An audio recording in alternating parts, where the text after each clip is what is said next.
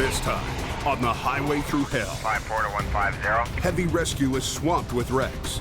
Holy moly. I'm so tired, I got the shakes. To keep up, Jamie brings in a rookie driver. Chains are too long.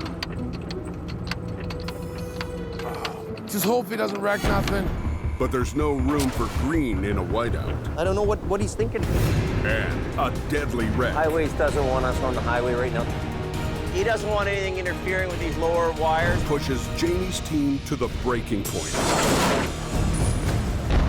In the rugged mountains of the Pacific Northwest, there's a highway like no other. The Coquihalla is an engineering marvel. But when the weather turns bad... Look out! It's like the Bermuda Triangle of truck accidents. Keeping the Coke open takes an army. When the highway shuts down, the world shuts down. And a last line of defense. En route. A heavy rescue team ready to tackle any disaster. Because here, closure is not an option.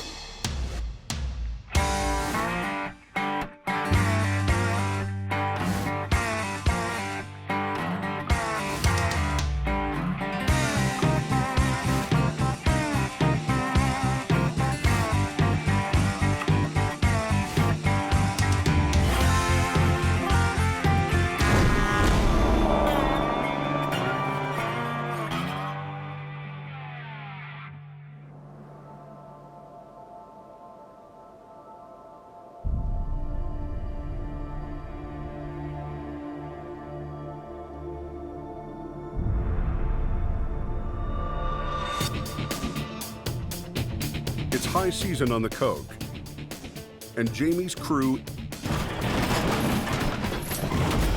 is knee-deep in wrecks. We were very busy. We did job after job after job. The guys were all maxed out on hours. They're all tired and grumpy. I'm so tired, I got the shakes. Yeah, me too. Mentally drained, physically drained, no sleep. 3-4 days in a row. These guys have to be mentally strong. They have to be physically strong. They have to have the stamina to go. 120, 6'8", Rock. But even Jamie knows he needs more manpower. When we're busy, I need extra guys on. To take on some of the smaller jobs, the boss has brought on a rookie driver, Rob. This is my first time working in his tow truck, so this is all new to me and something different every day. I'd love to be able to upgrade to a big, heavy wreck eventually, but I gotta start at the bottom and work my way up, and I'll eventually do it. I mean, that's what my goal is. And you don't get to be the top guy overnight. You know, it takes time. There's more failures than there is success stories in this business. Time will tell, I guess, if he makes it or breaks it here. Tire chains for that truck. Today, Kevin's giving Rob a lesson in chaining up. You're the guy helping the helpless, right? But if we're not prepared and our chains are up, we can't help the person in trouble. So we're gonna put this chain on. Okay. Oh yeah, chaining. I know chaining. Like, I mean, I've done it. It's just, I don't like it.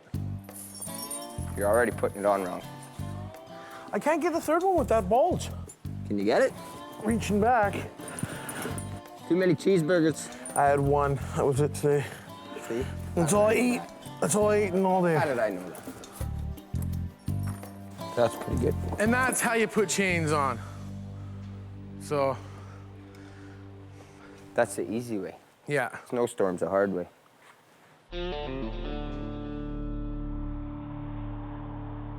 2 days later, Rob gets his first big solo job, a major rollover in a ravine. This is my first one like this. I've done 3 rollovers, but not like this. Most of the other ones were on upper level, side of the road. It's not so bad.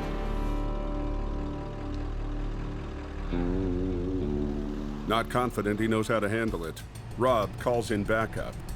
Rob hasn't had much opportunity really to even go on these types of jobs. I hate to say it, but a lot of this job is throw you into the fire and see what you can do. So we'll see, you know, what he's capable of. I'll know by the end of this job here how good or bad he is. Now, my thing is, Should I drag it like that up and then flip it up here? You don't want to drag it on its roof. It'll spin, you flip it, readjust your cable, and then you pull it up. Okay. Did you feel like this was a little more than you could handle? It's a little bit different than what I've been doing. Yeah. So that's why I wanted. You wanted me, so you pressed the panic button and phoned me, right? Well, basically, That's just good, that's like, good. I need guidance, whatever, right? That's Yep. He thought he was gonna pull it straight up the front, right? You don't work like that. I want you to boom out. Yeah. Okay, go do that. Okay. He's gonna boom out so that his line is over here more, and then it'll spin nicely, and then we'll roll it and tug it. Start pulling, see what happens. That's good. Back it off. Throw me a block. You want a block of wood? Yes.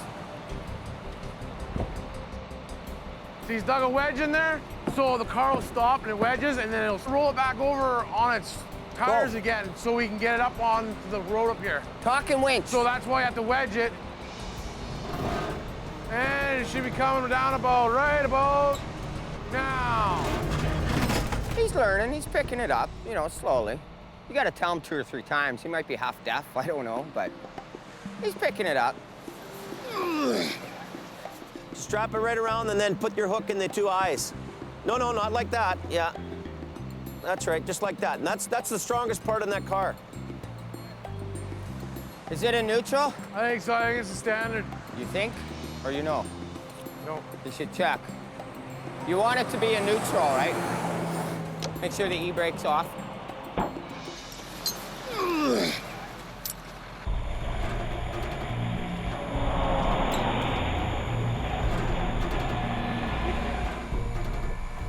This truck has to work a little harder at getting this car out of the snow, and he's learning that there's geometry in what's going on here, in physics.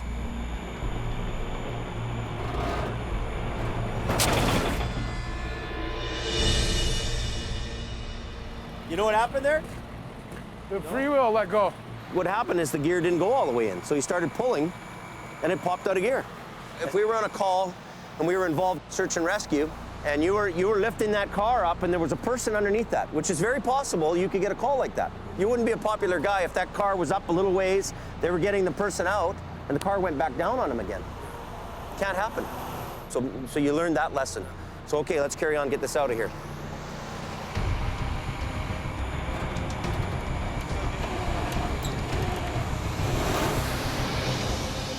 I think, did you learn a few tricks here? Yep, I Yeah? did. I learned a lot. A lot?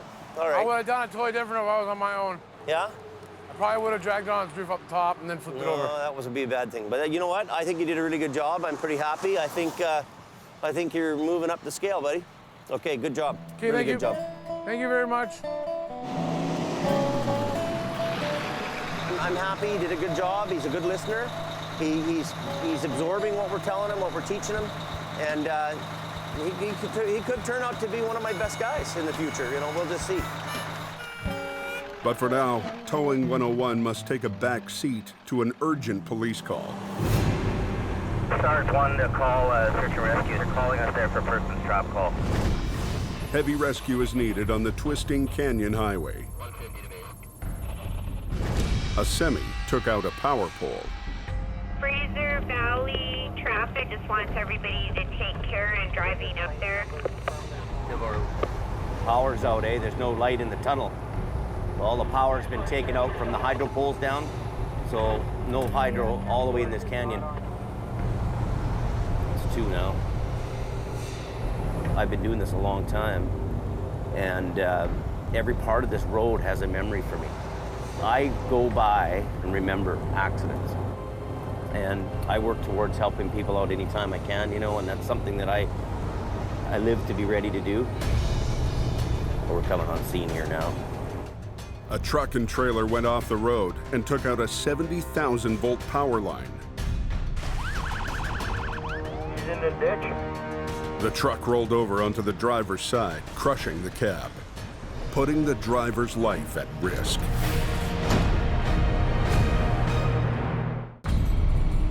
Heavy, wet snow has turned the twisting canyon highway into a skating rink. Tires ride on top of this, and you have no traction. A semi has smashed into a power pole. Police have closed the highway and told Jamie's heavy rescue crew to stay back. There's nothing they can do but play a waiting game. Just dig a trench, you know? Well, the fuel stays there. Yeah, and then just pull all the snow away. We'll have to scoop that into a bag. So Adam decides it's time to have some fun with the new guy. What's going on there? I'm just gonna get him to dig a trench around it now. Gonna dig a trench around it. Dig a trench, and then he's gonna pile snow up about this high around the In outside. case that empty barrel's gonna leak. All right. So you got a shovel on your truck, a little one? We got a flat one. That'll work. Just chip away at it, right? The ground's not frozen. In case we have a fuel spill here with this empty barrel. This empty barrel leaks. We're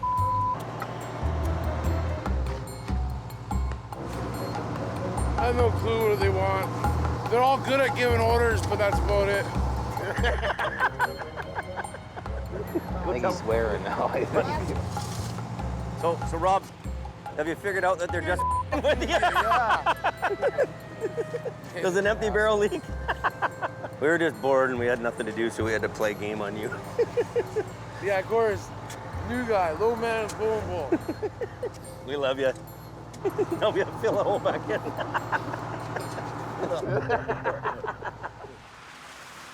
But after 2 hours on hold, Traffic just called. the fun comes to a crashing halt, Confirm that it's a fatality. and the driver's body is still trapped inside the cab.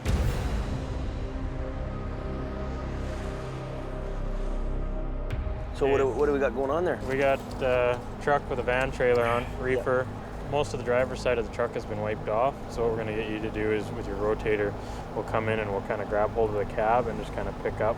Just a little bit, just enough. Take the crush off. Yeah, we're gonna cut some of the door and the mirror frame out of the way, and then if we need you to lift more, then we'll get So you we to can go from there. free the victim. Yeah. Okay. Jamie moves his truck alongside the wreck and spins the boom out over the smashed cab. Just tell them I'm gonna put a little bit of a twist on the frame with this one. Okay, we're gonna put a little twist on the frame. The grim recovery is over in minutes. And the highway department decides to send heavy rescue home. The wreck can wait till morning. Highways doesn't want us on the highway right now. The road's been closed long enough. So they want this road open, so we're gonna find out what we're gonna do tomorrow morning.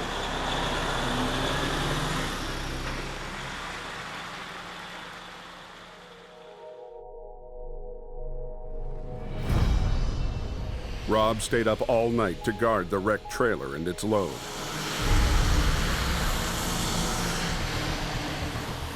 Now, heavy rescue must hurry to salvage thousands of boxes of frozen food. Okay. And put it right up on the road, maybe in front of Adam's wrecker. This load could have a value of $200,000 to $300,000. With the cool temperatures, a lot of the product could be salvageable. So big pressure on us. So Jamie brings in some extra help. Stack all the broken stuff against the wall. Neighbor and salvage expert Jim Lasser. What do we got for crush? Probably 10%. Okay, so they're very concerned about the keeping the loss to a minimum. So that's where we're at here. We're packaging it out, bringing it out, just trying to get a rough idea what the boxes weigh, stack accordingly, shrink wrap it, carry it out. Thick mud bogs down the job. And it takes until mid-afternoon before all the food is removed and the crew can begin to recover the wreck. But before that's done, Jamie gets a call for another crash, this one on the Coke. Okay, no trouble. We need the trailer up. It's a big recovery that requires Adam's Heavy Rescue 52. To finish this job, Jamie is forced to bring in one of his smaller trucks. The old girl is a good, clean piece of equipment and can do a job. Tighten it up. That's good. That'll work. The older truck doesn't have the same capacity as Adam's. I think we'll be good other than rocks. But with the rotator doing most of the work, Jamie is confident he has enough power to recover the wreck. I could probably pull this thing up all by myself, you know that? I'm a gazelle. Okay, so one guy's got to go up top, Brendan. I don't want to. I already got tight. I didn't ask you if you wanted to. Come on, you're a little climber guy. Get up there. Get up there and get there. You see where my hand is here? Put the hook in there like this. The trailer is on its side, but it's relatively undamaged. Jamie thinks it can be saved, so he needs the crew to be extra cautious. You're chaining this to the frame, tight as you can. And now what'll happen is when you pull on the tire, it won't ruin anything. Then just throw the slack over to me. Beauty. Last night, the semi took out a power pole, but this morning, the power is back on. The wreck sits directly below lines carrying 70,000 volts. If we're overhead lifting and we pull up on here, something snaps, the cable, wants to whip up, wraps around the cables, energizes the tow truck, power down to the ground. Boom, we're all dead. We're dead. So if there is a power situation, everybody needs to know to shuffle your feet. Don't lift your feet, slide your feet. Seeing as hydro's still here, why can't they just turn the power off? They won't let us do that. No, they won't. They don't want to interrupt service to their customers. To help give Jamie extra wiggle room, the power company uses a non-conducting fiberglass boom. Hydro foreman is going to give us a hand here. He doesn't want anything interfering with these lower wires, and I think it's a guide wire or ground neutral wire. So we're going to lift the wires up, give us some clearance here. It's going to be a heavy pull, of course, and then you've got the possibility of one of the lines breaking or something on the truck breaking free and the line shooting up. The rubber mat, this gives you added protection, isolates you from any shock hazards. Okay. I guess we're ready to go. You got the line lifted up? We got to lift it up about as far as we can go. Okay, so we're going to go ahead here as long as you guys are good with that. Yeah, we are. Okay. Yeah. All right, we're at it then.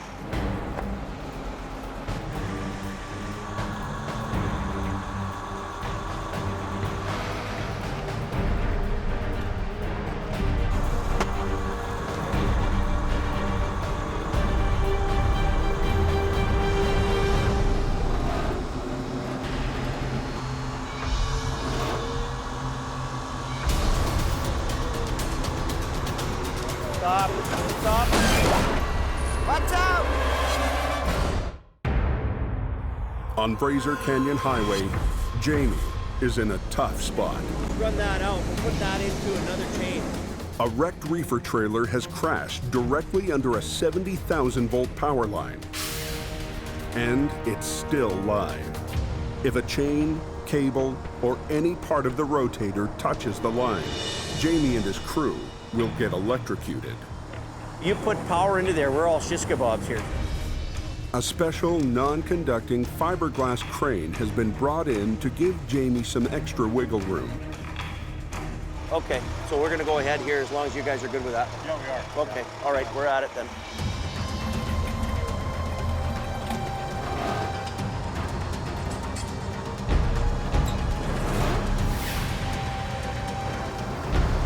Jamie has had to call out his oldest truck to help out.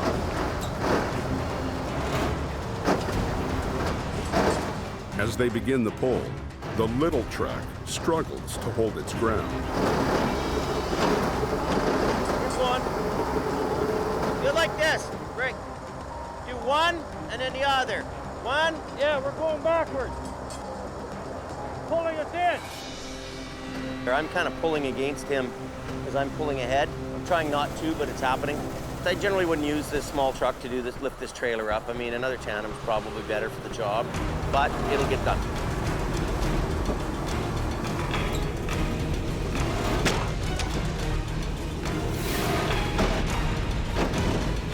Keep pulling. Keep pulling. Dead ended. Pull.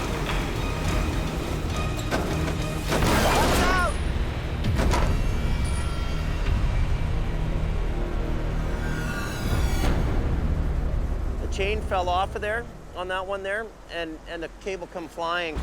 Not a good thing. It's a close call. Fortunately, the cable flew towards the rotator, not the power line. They've dodged a bullet for now. Give me a little bit of slack on this wind. Hold on, hold on.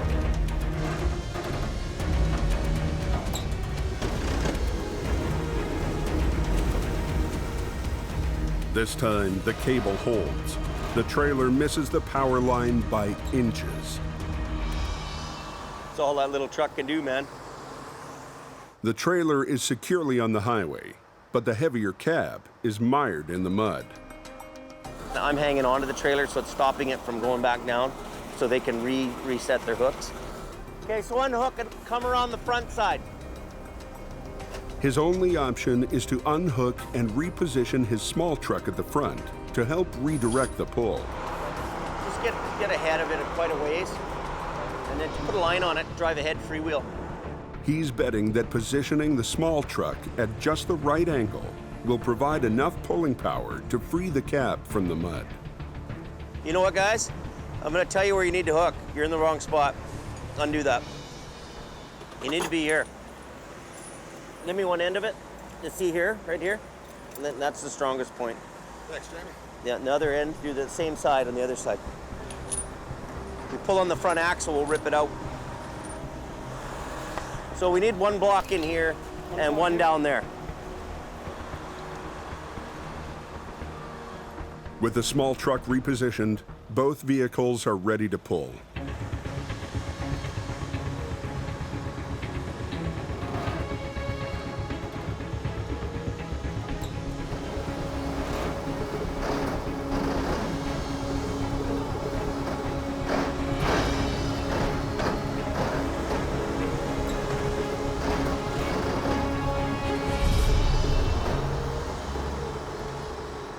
Back looks really good, Jamie. It's amazing, these old trucks, we thought they were the cat's ass when we were kids. Now look at them. They don't even compare with what we do today, right? Now, Jamie turns his attention to one final task. Can you guys go in there and kind of get everything in a pile where they can get it? And we're looking for the guy's wallet. Probably here somewhere. One thing we're doing right now is we're trying to find the wallet for this guy so they can go back to the family. And we don't know where it is there. They're picking through the stuff. We don't know if it could be still in the tractor. The next of kin or other family members here will have the opportunity to pick through something to remember them by. Yeah, this is where he was, his blood. You know, their life is in that vehicle sometimes, and we're putting closure here for the family. That's what we want. Was there any wallet? Not yet, not yet. Okay, they're really concerned about that for the owner. Thanks. So this is some of his personal stuff, so we'll keep care of that for the company. We'll probably send it back in a box for the company and they can deal with what they can deal with. I'll keep this for him.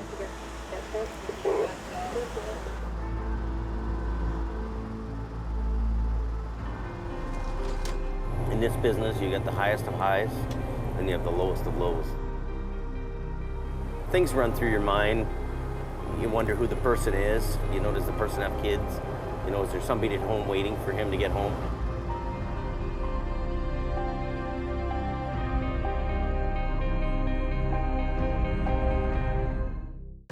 The roads are compact, slippery throughout, snow falling, overcast skies, wind blowing, and our temperature is -4 degrees. It's one of the busiest days of the year on the coast, and it's hell out there. A perfect combination that should make for a decent payday for Jamie's crew. Except this morning, his newest driver is missing. Rob took off the other night to go into town, and he had to take some time off, and that was cool. He had some family things to deal with. But I told him, if it snows out, I want you back here right away to get in a truck. Snowing, there's cars in the ditch everywhere. Where is Rob? Rob? He's sitting in the driveway. I don't know where he is. I've tried to phone him. I don't know what he's thinking or what planet he's on. Maybe he doesn't understand that you're in the towing business. You should be to work when it's snowing.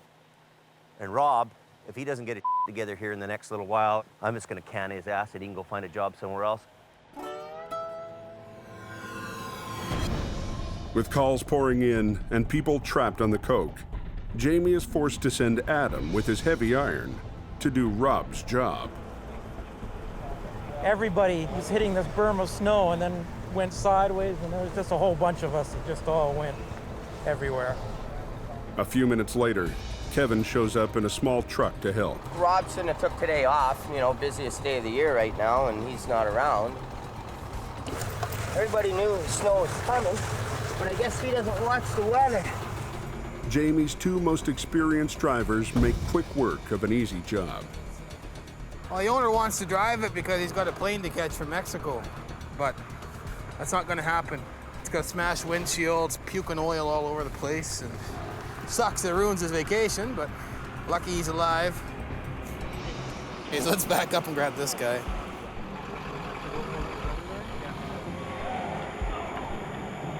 I'm hoping that it's drivable. I don't know, man. How we get her here now? Get one more pull and then... You can drive out of there now? Let's give her a whirl. We'll see. I got my car.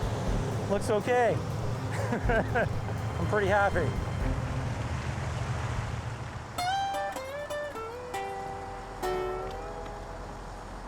Back at the yard, the missing man finally shows up. I told Jamie on Friday night that I need Saturday and Sunday and Monday off because I need to go see my aunt that's dying and stuff. So, and yeah, I might have pissed the boss off, but my point is his family's important.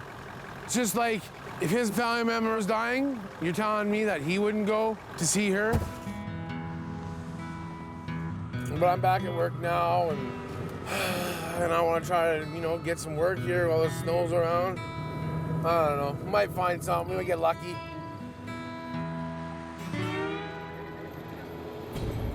Up on the highway, a jackknife semi is blocking the southbound lane. And the driver has a broken arm. They're pretty smashed up. You okay? Arm hurts? You want to sit in my truck and stay warm, or? Yeah, broken. Broken? Yeah. Maybe we should get him. We better get him an ambulance. Ambulance. Partner's got a broken arm. Needs an ambulance. That's on Highway 3.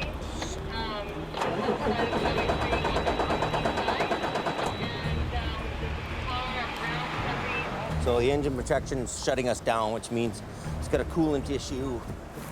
I don't think we should haul this whole thing down here, though. I'll get on the brakes. To get the jackknife off the road quickly, Jamie volunteers to ride in the truck being rescued, something he's never done before. Just to get down this hill, he's going to need some help with the brakes because of the slippery weather. To keep the loaded trailer from pushing Adam out of control down the hill, Jamie must carefully ride the brakes in the disabled rig. Meanwhile, down the hill, Rob is reviewing the lesson he learned in chain-up class. Chains are too long. They're tight, but I got way too much.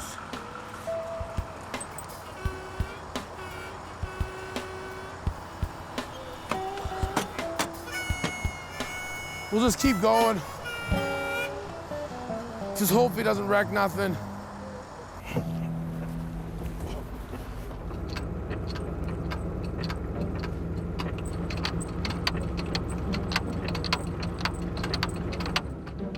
Oh, man. Is it that side? 6'8" to any other Jamie Davis drivers are on the coke. I don't think anybody's out here. I'm just gonna take that chain off. I don't want to wreck my truck. While Rob is derailed, Jamie's riding in the cab of a semi that Adam's towing down the steepest part of the mountain. We've got a lot of weight on the back here for this truck, and so what I'm doing is I'm on the brakes. Here comes the ambulance. So we're just trying to drag this out of the way. And if he has trouble trying to stop, I can help him stop because I have all the brakes. So we've got 3, 4, 5 axles of brakes on the ground. This is weird. Weird to be on the hook. Whoa, scary. I don't think I've ever done this my whole life. Whew. Isn't this freaky? But as good as she gets for now.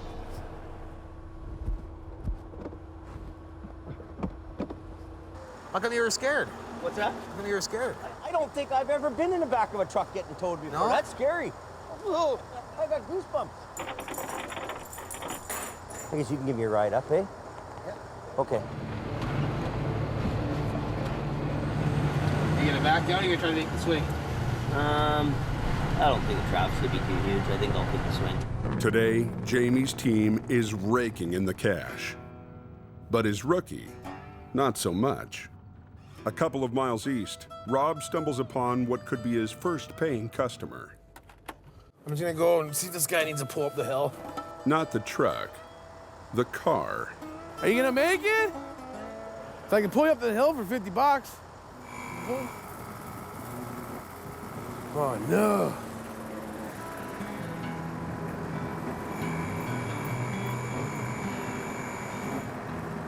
My winch is frozen. Oh, this isn't good.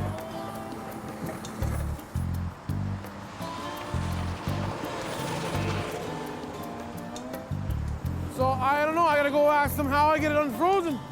Cause I'm new at this. This sucks.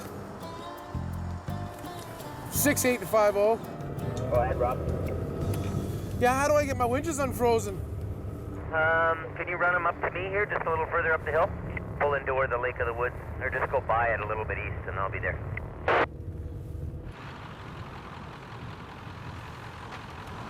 Is the freewheel in or out? Freewheel's in. No, but I went to pull it out though, and it wouldn't come. Well, first of all, get some of the snow off of here. Get a sledgehammer out of my truck, out of the box. Yeah. And give it a tap, because it's frozen. Drum's just like seized.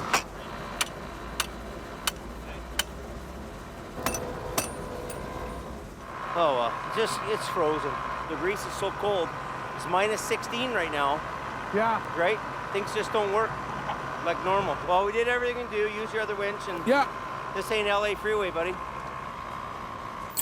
Go make some freaking money. Yeah. Get at her. Okay. So I just have to use the other winch for now. I got one, so I'm good. Let's go find work.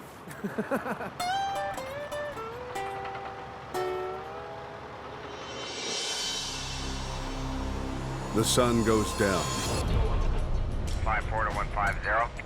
But Jamie's day is far from over. Yes, he's in a ditch, all right. Whereabouts exactly? Blue Lake Hill. Okay, north of town there? Yeah, about 12, 14 kilometers north of town there, Jim. He's decided to give his crew a break and take this one solo. Now they're saying one other semi's hit that truck now, so it could be a 2-semi accident, which is a huge mess to clean up with one guy. Holy moly.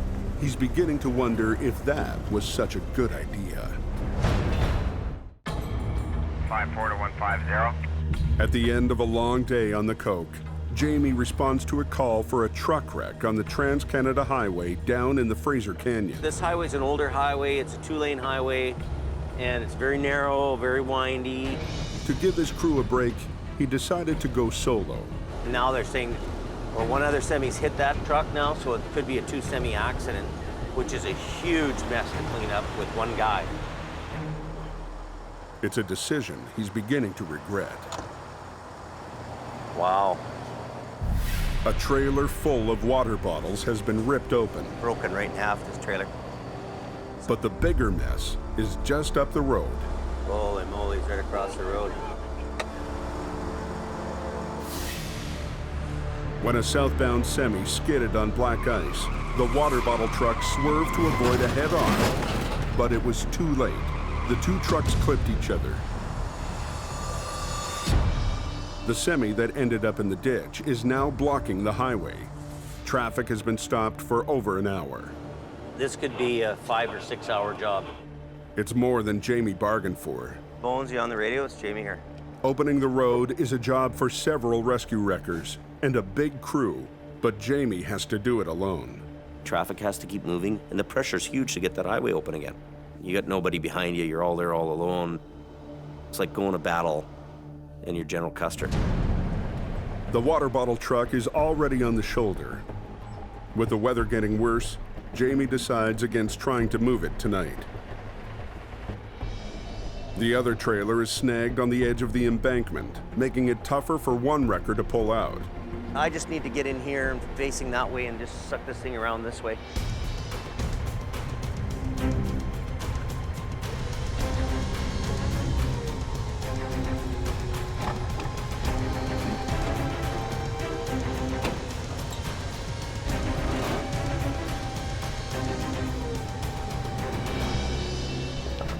Jamie is able to drag the trailer just enough to get the highway open. I don't want to put the whole thing in the ditch, so we'll just have to take it out later. Getting it out will have to wait until tomorrow. So this road's basically open here as far as we can be for now. Okay, so you're all good then, and we're all happy up? Okay. At 1:30 a.m., he finally heads home to bed. The next morning, Jamie's crew is up early to tackle the water bottle mess. Water, water, who wants water? Last night, the one truck that's down in the ditch back there tagged this one, ripped this trailer right open, and now because of the integrity of the trailer, how it's sinking like that, we gotta unload this, load it back into that trailer. Yeah, it would be nice if it's just a load of beer, but it's not, it's just water.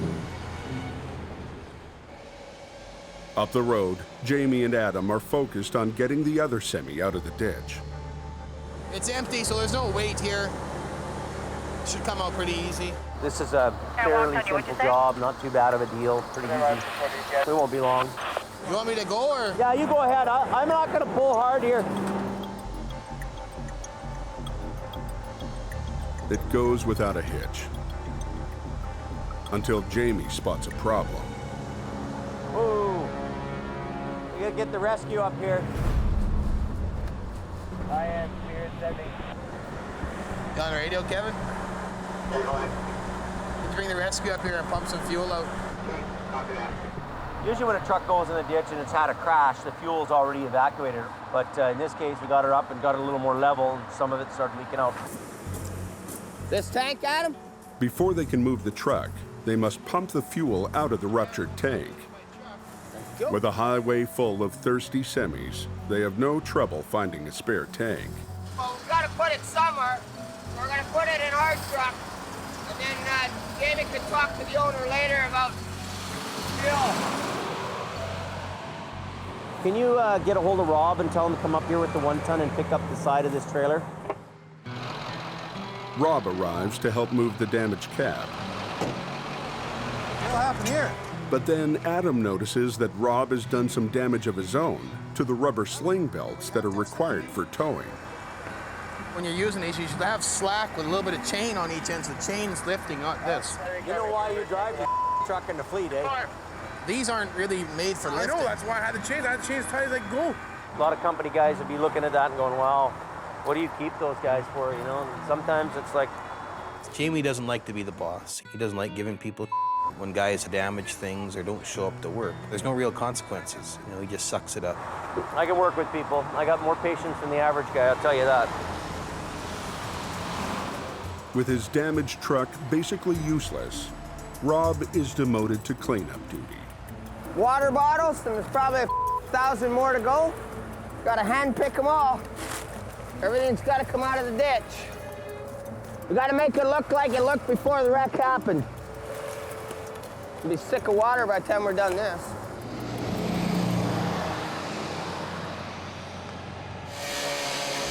By late afternoon, the ripped open water trailer is being cut up for scrap, and Jamie's weary crew is packing up for home. I'm looking for Jamie. That's me. We should be done here within the hour ourselves. Okay, similar, sounds good. And yeah, on my way back, I'll stop and put like 50 bucks of fuel in this thing. I just put 40 and you buy yourself a pack of smoke. Ah, copy that. Get me a 6-pack too there, boss? Yeah, 10 for you. Rob follows the rest of the crew back in his damaged truck. After a long day on the job, it'll be a long ride home. We've been through a lot of things with him, more so than a lot of other guys, and I don't know.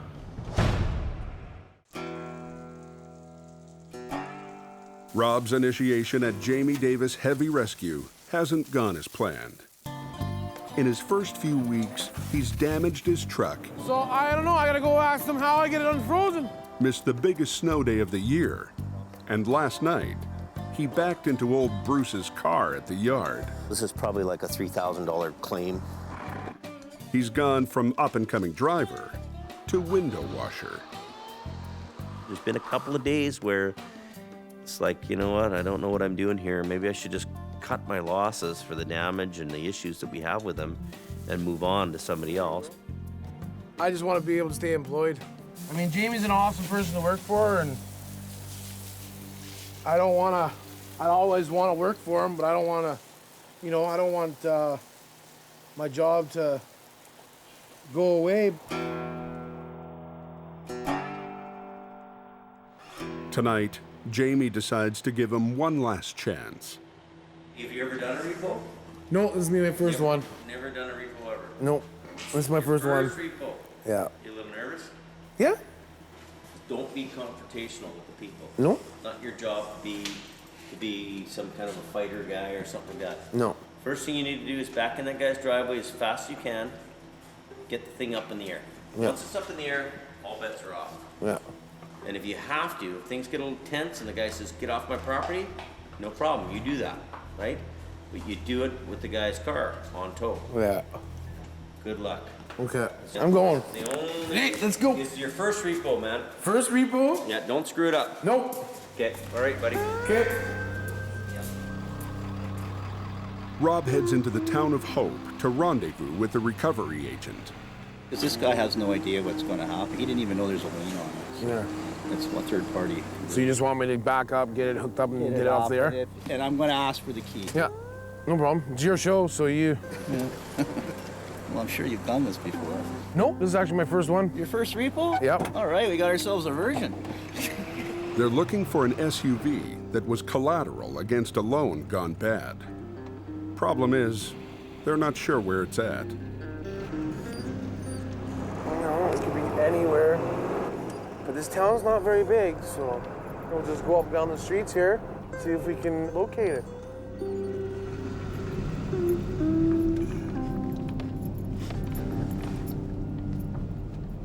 Here's our truck. Here's our vehicle. I found it. It's up at the rec center up across from Cal Tire. Basically what I'll have you do is just back up to it like you're doing and just do your dollies, and I'll go in and see if I can find this guy. Just like hunting. Bag yourself an Escalade. Well, we don't have it yet. Just watch the door for me, Scotty, and they're gonna go in and see if they can find him. Anyway. Rob scrambles to get it hooked up before things get ugly. Could go easy or it could get hot. So, yeah, here we go right now.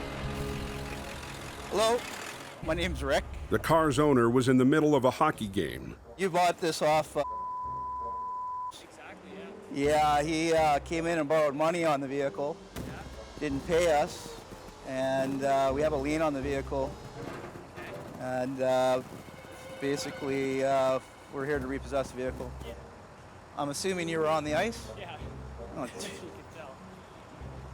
So. How'd you find it? It's what I do, right? So, yeah. Unfortunately, I got to do this to you, man.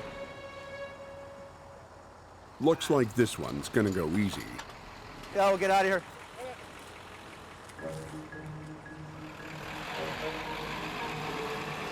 I'm happy. First repo, when we got it, we found it. It took us, I don't know what, 10 minutes? You never know what you're gonna get into when you're tow truck driving. And this is my first repo, and I like it. Bailiff said he did a great job. I was impressed. You know, at the end of the day, he's pretty harmless, he's pretty friendly, and really not a bad guy. So tell me how your repo did. It went good. Didn't damage anything. Didn't damage nothing. Did a good job. Thank you very much. I'll tell you the truth. In the last couple of weeks, I was thinking of canning you, right? I'll tell you, it's crossing my mind all the time. Like, what do I do, right? Well, I was gonna say, pick me. Felt sorry for you. He knows nobody else is gonna hire you. You got no boots. You just moved into that mobile home. You need a job, so. You know. I'm trying to give you a pat on the back. He's come around. He's gotten better. He's not getting worse. You know, he's getting the hang of it a little more. So diamond in the rough, maybe. But if you're not, you're out of here. Accidents all over the place. Next time on the Highway Thru Hell. Oh, it's slippery. An old rival turns up the heat. You're out of bed. They're all chrome and gleam. I'm a work truck. Just hate to see him around here. And poaches a job from Jamie. Acquiring's got it. It's money right out of my pocket. Take that, James. And the new recruit. If it involves a tow truck, there's nothing that I can't do. Faces a harsh reality. The only people that care about tow truck drivers is tow truck drivers. Wow.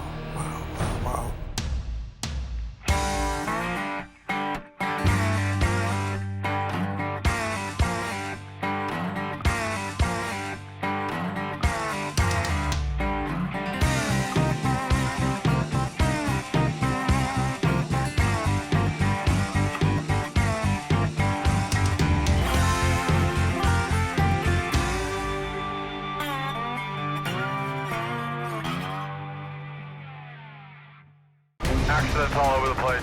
This time on the Highway Thru Hell. Oh, it's slippery. An old rival turns up the heat. You're out of bed. They're all chrome and gleam. I'm a work truck. Just hate to see him around here. And takes a job from Jamie.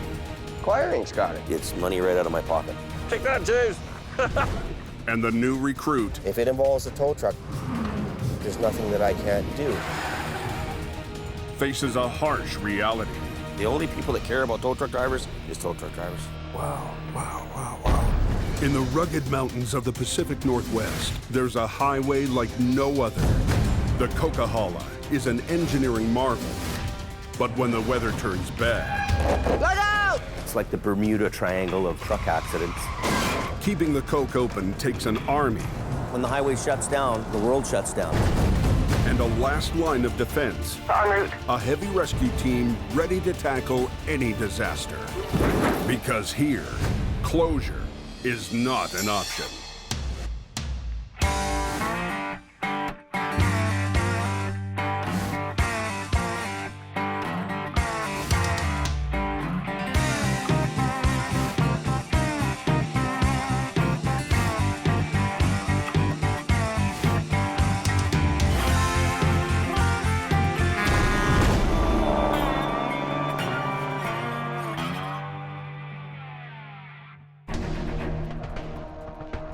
Anybody know what the smasher looks like this morning? Talking with Jamie Davis. Coke is a mess. A vicious winter storm has turned the Coca-Cola Highway into a war zone. She was some slippery this morning, holy. Trucks and cars are spinning out on Snowshed Hill, Accidents all over the place. while the stranded drivers wish they were anywhere but here. There's one man on the mountain who couldn't be happier. When all hits the fan, I start racing in my mind. I gotta get there, I gotta get there, I gotta get there. Adam Gazzola has been patrolling the Coca-Cola Highway since he was a teenager. Always itching to get that next big job on the hook. I'm always scared somebody else is gonna beat me there and scoop me on the job. For Adam, this is more than just a job. Some people smoke dope or drink booze. I just tow. And that's my rush. Last year, Adam was the undisputed king of the hill. His Heavy Rescue 52 made more money than any other truck in Jamie's fleet. Adam is highly competitive. He will push his weight around. You send him out on the job, he's getting the job. But this season, Adam is no longer the only big gun on the mountain. Trouble on the mountain has attracted the attention of the Green Wrecker, run by Al Quiring. Yeah, 10-4. I'm still fired up about it, actually. It gets my blood going. I don't believe he should be here. This isn't his area. He should stay down in the valley and tow with the other down there, as far as I'm concerned. But he keeps coming up here because he's got no work. Al lives a 90-minute drive from the Coca-Cola Highway. This is not his backyard. Today's the day my toes tingle. Maybe we'll get a 5 or a 6 truck jackknife. Al is notorious for his antics. We're backing down the hill here in a 2-lane highway. You know, he's kind of off in his own world. Coca-Cola is making him go crazy this year. He's willing to take bigger risks than just about anyone to scoop a job. Need my big old Vulcan wrecker and my snap-on tools. What else could a guy want? Just a little snow. But Al is no newcomer to mountain towing. I liken it kind of to the Hatfield McCoys. Their family's been in it for, I think, 3 generations, and ours has been in it for this. We're just coming on to our 3rd generation. We've been competing in the towing industry for that long. And with a family rivalry going on 3 decades, there's more than enough bad blood to go around. It gets the hair stands up on the back of your neck if Al's getting you on a job. Adam just goes through the roof. He'll be talking about it for 3 days and phoning me up, and Al got us and blah, blah, blah. And so I don't only get scooped by Al, but I also hear it from our own guys. Their way of doing business couldn't be more different. Al is a one-man band willing to travel long distances to pick off the best jobs. Jamie has spent millions of dollars to base his yard out of the town of Hope right at the entrance to the Cove. You're out of bed! Woohoo! Winding up. As far as Jamie's crew is concerned, the Coke is their turf, and Al is a poacher. He doesn't like the way we do it. I don't like the way he does it. They're all chrome and gleam. I'm a work truck. Their trucks are always shiny. My truck is dirty because I'm working all the time. Al has the mentality that the whole world is his turf. I see there's another wrecker going by right there. And I don't know if he's coming for this one or not, and I don't really care. He's up here on the Coke trying to scoop us. So I just hate to see him around here.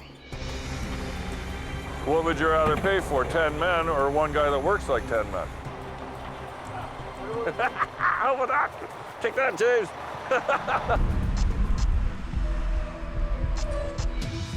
Al has good reason to be cocky.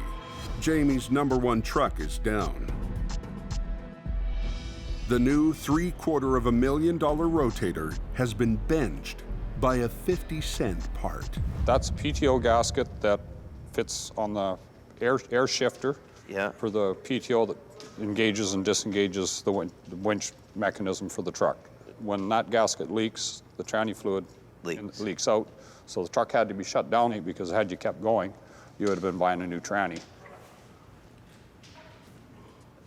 Jamie may have saved the transmission, but at the height of the season, the rotator is still stuck in the shop.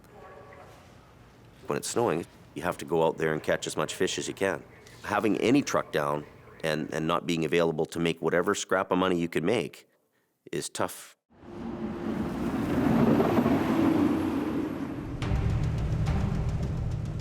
Just after lunch, a trucking company calls for help over the radio.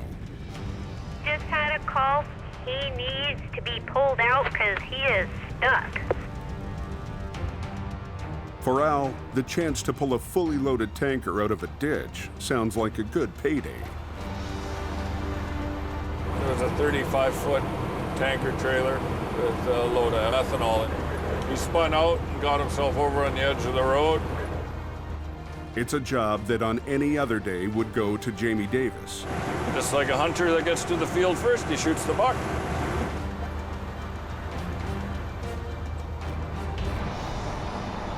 Yeah, 10-4, thank y'all. Back at his shop, Jamie is still cooling his heels, waiting on a part. So you just hear that? No. That job up by Apex or whatever? Yeah, what happened? Acquiring's got it. Really?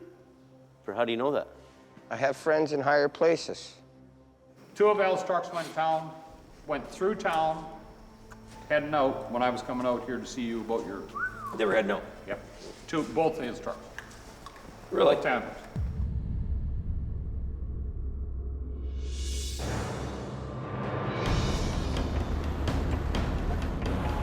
The place we're going to is right up on the mountain there. If you see the buildings up on the on that rock face there, right behind the clouds now. For a guy who lives on the edge of Vancouver, the remote call is a long way off his regular trap line. We're in cougar country. Not the ones with money. We're talking about the four-legged furry ones. To reach the wreck, Al has to navigate his heavy wrecker up a narrow gravel road. Always drive like nobody is ever going to come and save you, and you'll be okay. Here's our guy right here. When the rig spun out, the driver tried to back down the hill. It was too icy, slid into the ditch. And just couldn't get out there. Tried it a couple times before I get too far in the ditch. We stopped. The tanker is hauling methanol, an explosive fuel destined for a mine located at the top of the mountain. The truck is now near its tipping point. If it flips over, we'll have a chemical spill, and that's not good. Narrow hook on the far side and get it turned. Just leave your brakes on till you turn a bit. If Al isn't careful, the tanker could topple over. Just leave your brakes on.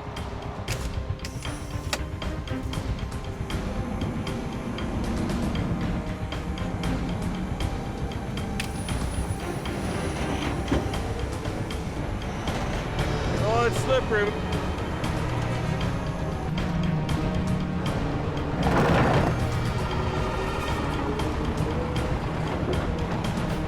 Al gets the tanker out of the ditch, but he decides to stick around. We take off and peel out of here. Chances are the next corner he's going to have a problem. Al leads the tanker up the icy road. On one side of them, a cliff drops straight down to the valley below.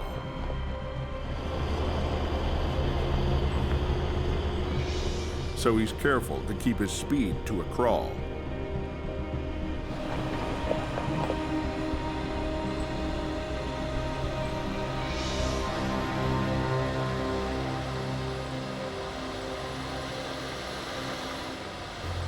They make it through 3 sharp curves, but just before they round the last bend,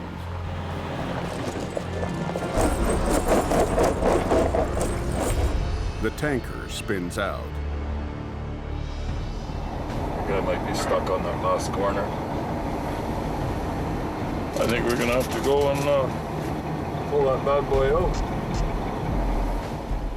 The hill is too much for the tanker. The only way to get it up is to tow it. On the Coke, it's a routine job. The road there is wide and a tow up is easy. We'll make some sparks. But out here, in the middle of nowhere, the high mountain switchbacks are a whole other story.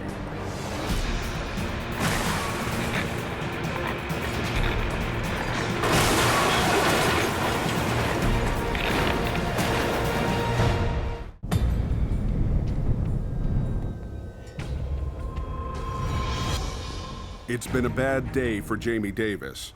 A blown 50-cent gasket has sidelined his $750,000 rotator. Now, a big job has been scooped up by his longtime rival, Al Quiring. I'm the only guy up here, and I got the road open all day long, no problem. But hooking up a loaded methanol tanker on a mountain back road Here we go, guys. turns out to be a handful. Let's get this guy to the top of the hill. See if we make it that far. It's a routine job back on the highway, but on a high mountain switchback, it's a big gamble.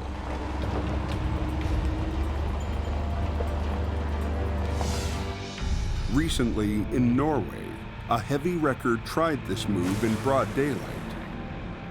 But the semi being towed caught a wheel and dragged the wrecker over the edge.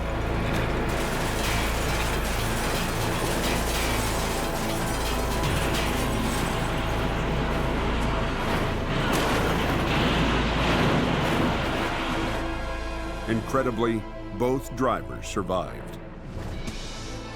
There's no point in fooling around. Let's get up there. Now Al has to pull off this same move here in similar terrain and in the pitch black.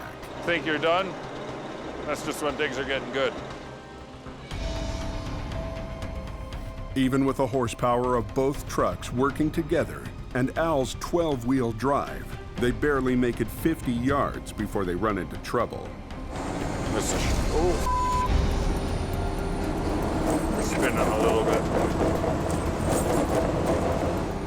It's like old man Winter's trying to hang on to that trailer so we can't get towed up the hill. But Al backs off on the power and nurses the 2 trucks up the slippery road. So tough there. This is painful. Going that slow. His patience pays off. After 45 minutes, they finally reach the top. The mine gets its delivery, and Jamie's biggest competitor chalks up a win. Nothing wrecked, nothing hurt. More importantly, nothing leaking.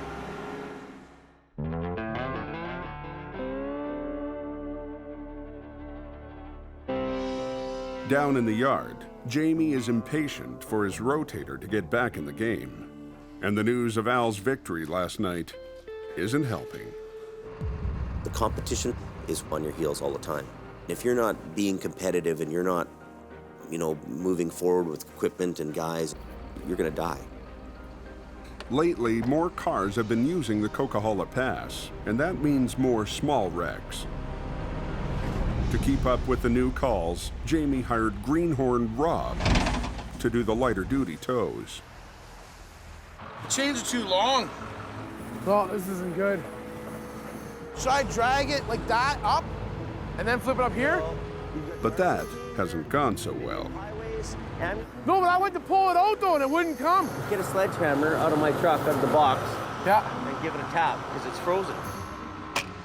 It's like, you know what, I don't know what I'm doing here. Maybe I should just cut my losses.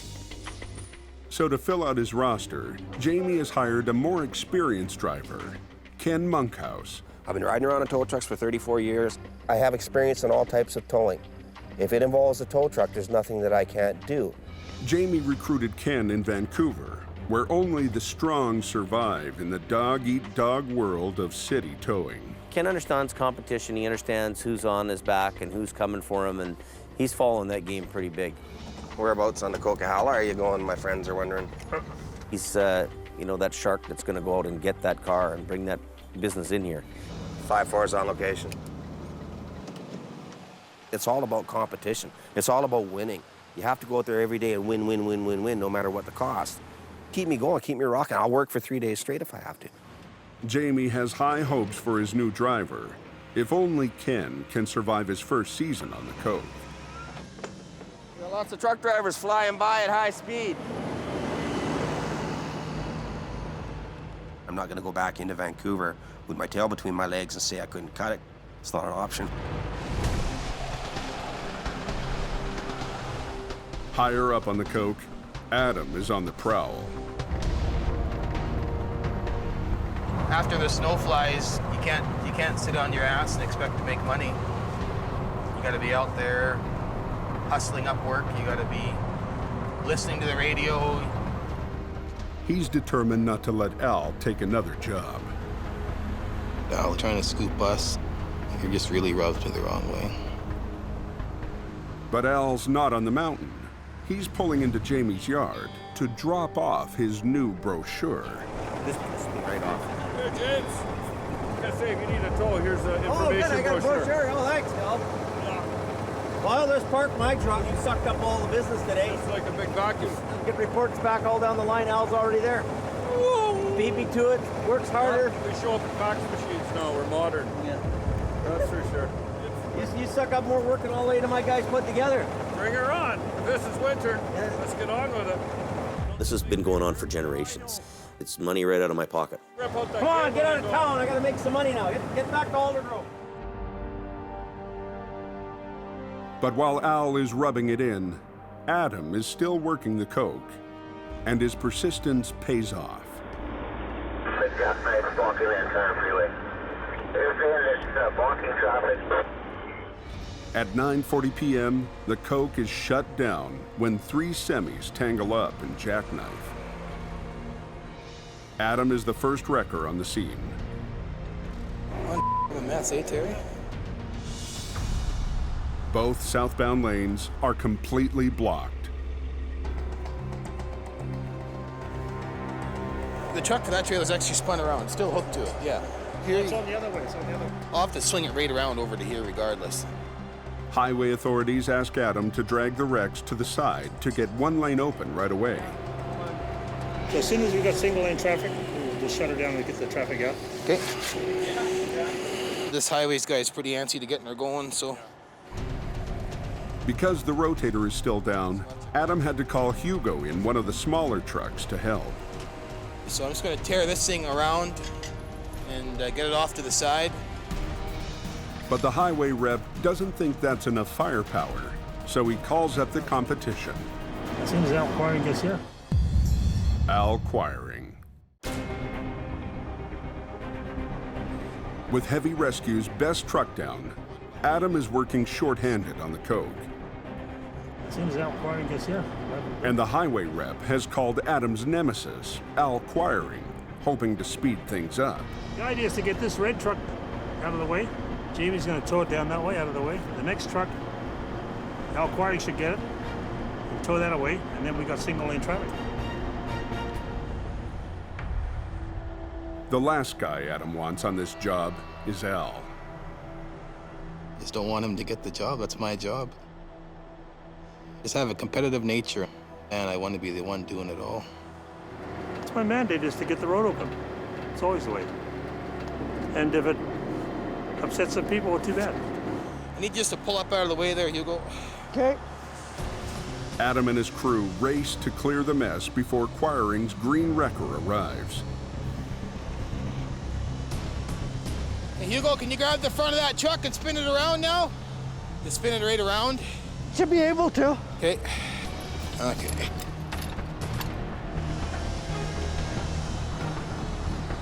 Don't worry about your boom. Just keep winching. We're just gonna get it off the road for now. Just get him to swing it around, then we'll get old Bruce in here. He'll hook her right up off of it up to the exit.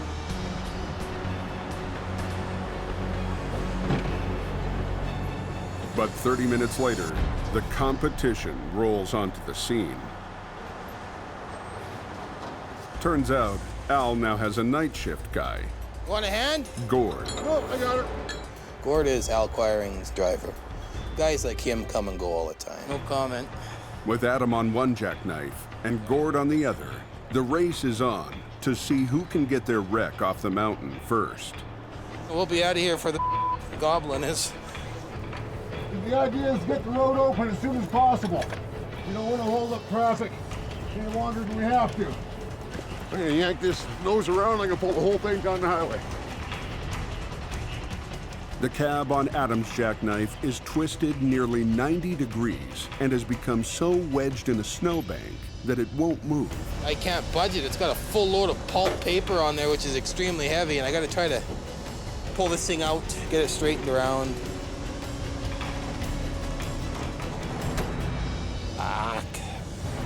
Across the road, the Quiring wreck is also stuck. Heat from the engine has melted the snow, and the truck is now frozen in place.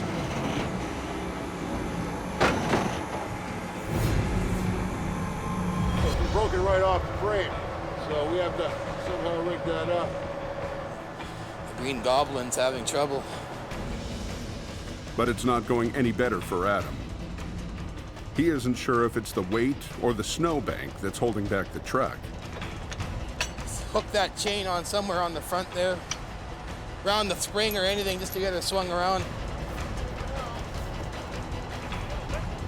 The trailer should stay where it is, the truck will just come around. Down the road, the highway rep is losing patience with Gord. He's struggling to rig his chains without doing more damage to the semi. Crush the up. We gotta get that thing out of the way before we can hook it on. Gord gives up on saving the hood. He hooks up to the frame and quickly gets the truck free.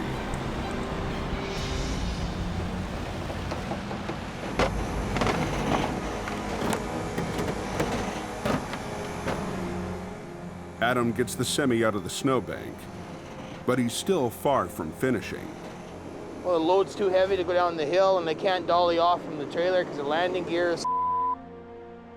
The cab and trailer are too damaged to be separated, but joined together, they're too uncontrollable to safely tow down the mountain tonight.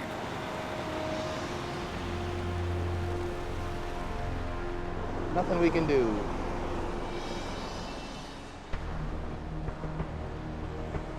There'll be no victory tonight. All Adam can do is leave the wreck in a rest area pullout and head home.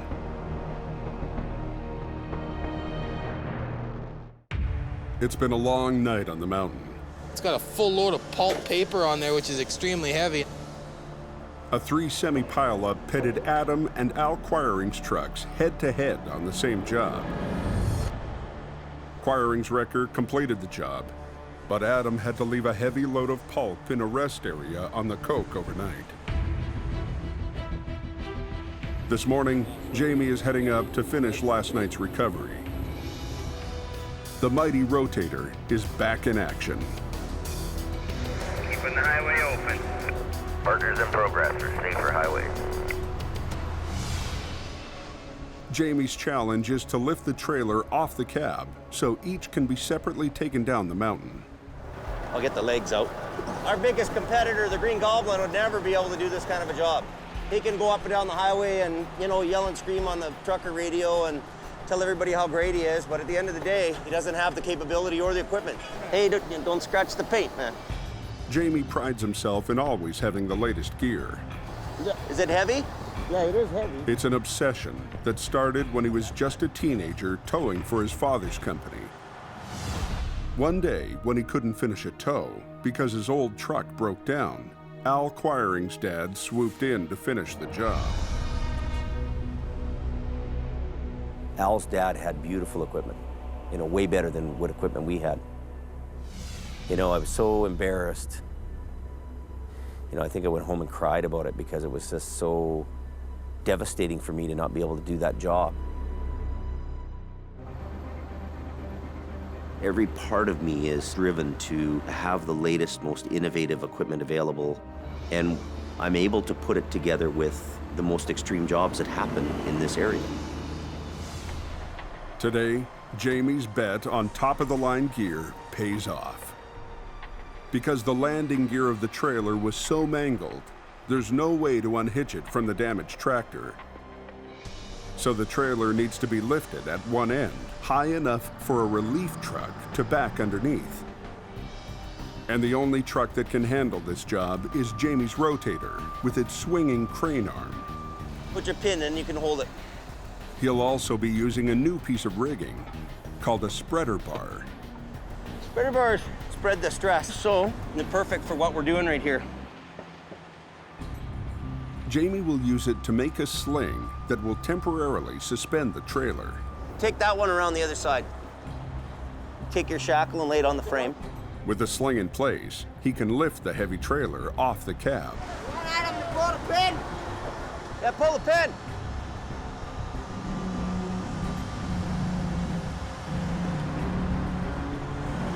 How are we doing? Hey, wait there. You can pull it out. The smashed cab is pulled free, and the trailer is ready to re-hitch to a new one. That spreader bar works really good. Got it nice and suspended. A relief tractor can back underneath it here. And that's what we want to do. We want to solve people's problems here. Being able to go and tackle a big job like that, and with the crew we have and with the equipment we have, and make it look like it wasn't nothing, I go home happy, really happy. Down the hill, new driver Ken is in search of cars that need a tow. Drive up and down, look for somebody that needs some assistance. Well, find something to put on the back, take back down into Hope, and maybe find something more. Working the Coke isn't like the big city towing he's used to. When you're in Vancouver, you go to work, you call in your truck, you get a call, you get a call, you get a call, you'll get 12 calls in a row. Whereas up here, it's not like that. You get in your truck and you have to drive around and aggressively, actively pursue the work. They've closed their hood, they're done doing what they're doing. They're just putting windshield washer fluid in, so they don't need me.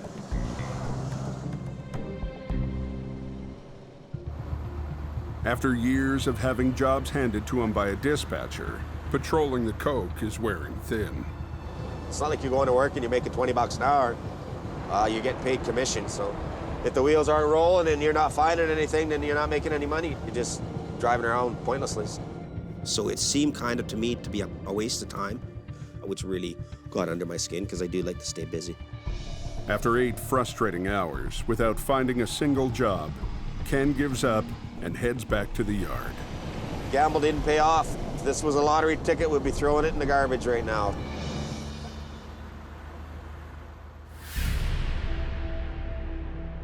But not everyone is so easily discouraged.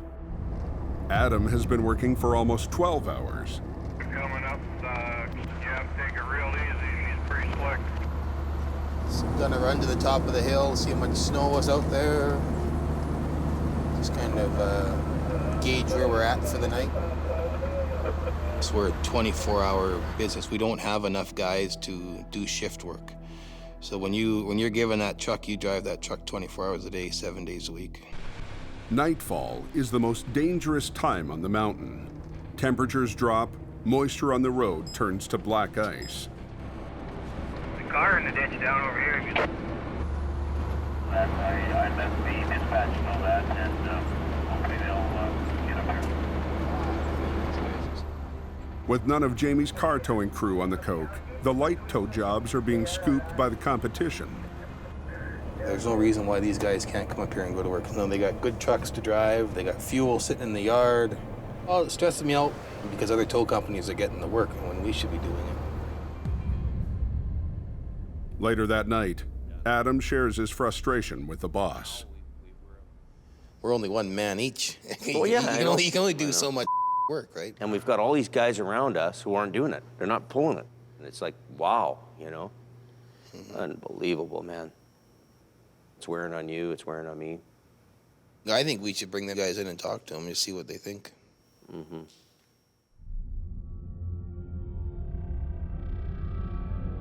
They think that somehow they're just gonna be spoon-fed whatever work comes in. Well, you know what? You gotta hustle a little bit around here. You gotta know what's going on. It's getting my nerves up. It's getting Adam's nerves. Everybody's ticked off. It's like, wow, these guys aren't even on the planet. The next morning, Jamie calls his drivers into the office. What I want to talk about and what we need to talk about around here is our 1-tons, our car towing. Just to put it bluntly, it's lame. We got a lame program going on. I'm sporting the insurance, we're sporting the truck payments and the repairs and all that maintenance and like that, and there ain't a car in this yard. And I understand, you know, nobody wants to go up there and sit up there and do all and there's nothing going on. But I mean, the guy's sitting down here doing all anyway. So if we go sit up there for 8 hours and we get nothing, we're up there for 8 hours, we don't get paid. So you're gonna sit down here and do all too and not get paid? And this is real, Ken. I got cars in the ditch, I got the competition towing cars, and it's a real thing. It's a real problem. So I'm not pointing the finger at you. Come up to us and said, you know what, we should get shifts started so everybody goes up and sits. This is the first time I've ever talked to all you guys that you guys should get up there in the morning. Have I not ever told you that? You told me that you used to sit up there. And you exactly said to me the last we were having the drink was, I'm going to start doing that. Okay. And have you ever started doing that? No, it was a week ago. So what happened here now? But you know what, Ken, it's not anything about you. You're getting all defensive about it. We're not pointing the finger at Ken. We're not saying Ken's the problem. Okay, starting tomorrow, I'll go up there at 8 o'clock in the morning. We should talk about it between the three of us. You get all pricky about it and that we're trying to roast you or something like that. It's not about that. It's a real problem, and you get all defensive about it. It kind of pisses me off a little bit. I got to look at it from a business point of view too, Ken. I got to look at it from the dollars and cents. We either got to straighten it out or park trucks and take plates off them. That's what we got to do. We have to have a little bit of a reality check here, and a reality check's going to come up and say, James, this ain't working no more, buddy. Cash isn't here. There's not cash. There's no trucks in the yard, and I'll be forced. It won't even be my own thing. This business will force me to do this. Get rid of whatever's sloppy around here. Jamie Davis is frustrated that his newest drivers are not pulling their weight. I got the competition towing cars, and it's a real thing. It's a real problem. There's not cash. There's no trucks in the yard, and I'll be forced. It won't even be my own thing. This business will force me to do this. Get rid of whatever's sloppy around here.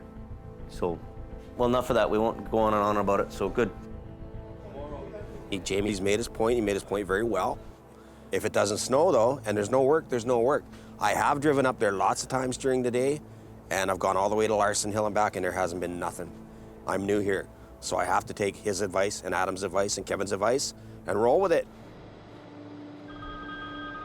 But before Ken gets a chance to hit the road, he gets a call from Vancouver. Go ahead, buddy. Tow truck friend who I worked with for a couple of years had been hit on the side of the highway. He was going to lose both legs. He's a fellow tow truck driver, so basically he's a brother. He's me, but he's just a different guy. As he heads out to work, the dangers of the job become all too real. If that happened to me up on the hill and I got hit and they didn't stop and I'm lying there bleeding out, I would be dead. In 25 years I've been doing this as a job. I've been crushed, pinned, squished, put a hole in my eyeball, broke the orbital bone, tore my rotator cuffs, ripped my bicep off my arm, got crushed or pinned underneath a motorhome for 45 minutes in the snow. And tonight when it gets cold and dark, it's gonna be really nasty. Under pressure to step up his game, Ken works into the night. The extra effort pays off when he's the first tow truck on scene at a nasty wreck.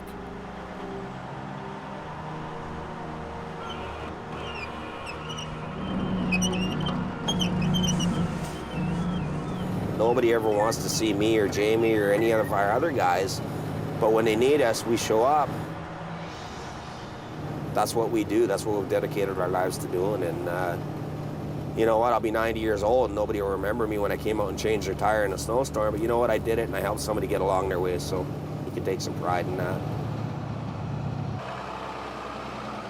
When he gets the wreck back to the yard, Jamie radios where it should be unloaded. Put that in the bay there, Kim. It has to go in the bay, or you just want it in the bay because it's going to be a getting it off. Police want it in there. I don't know why, but.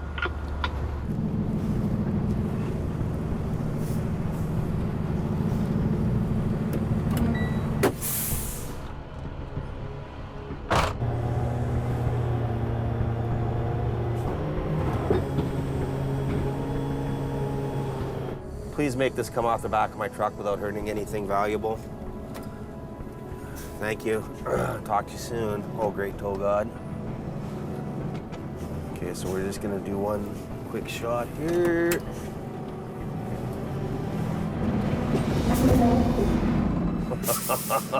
Oh no. It's not coming off. It's just sitting there. Oh, hang on. Am I being a moron? I might be being a moron. I could be possibly being a moron.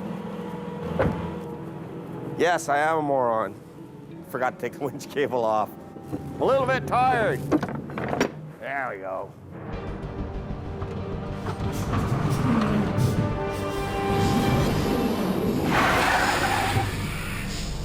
Sweet.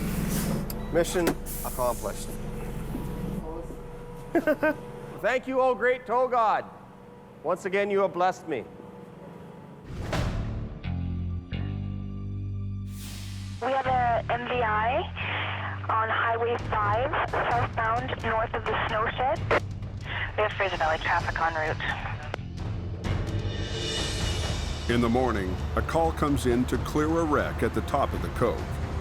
A jackknife call came in, 2 lanes are blocked, and the nose post, the concrete meridian's been pushed out all over the place. So Adam took off. We're not gonna let Al Wiring get there first.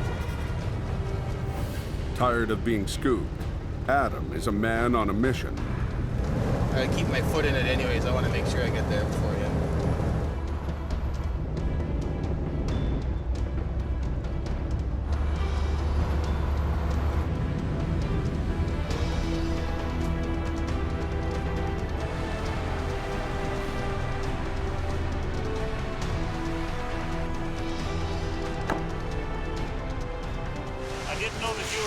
I called wiring.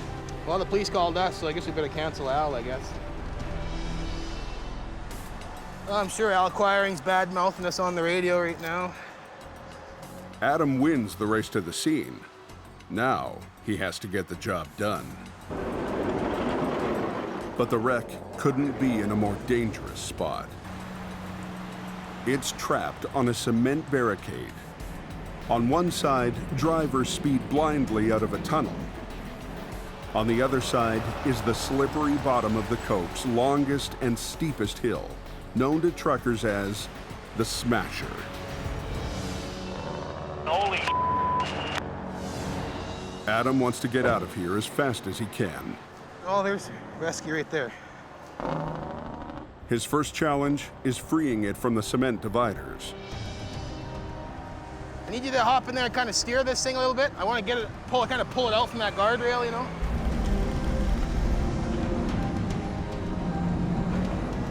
Won't turn, eh? What should have been a routine recovery Unhook the cable. has turned into a jigsaw puzzle of concrete blocks. Pull on it. Okay. Okay. You get out of there, Brendan.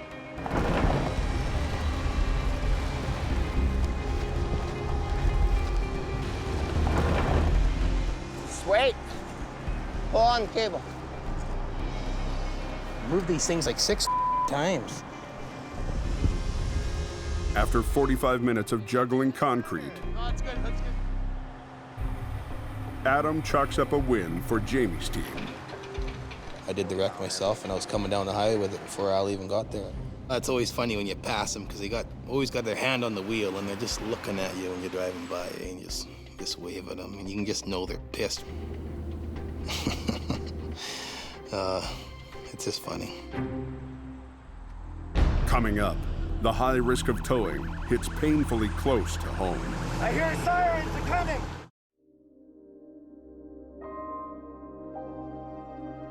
After a long and stressful week, Ken finally gets a day off. But it's a day he's been dreading. So we just go down there and see how he's doing. And that's what we're gonna do. Ken is driving to Vancouver to visit an old tow buddy who nearly lost his life on the edge of a highway. Lower mainline roads were ugly today. The accident was captured by a local news crew. He was shocked to see this red car had slammed into A passing car slammed into the back of a tow truck. Ken's friend was caught in between.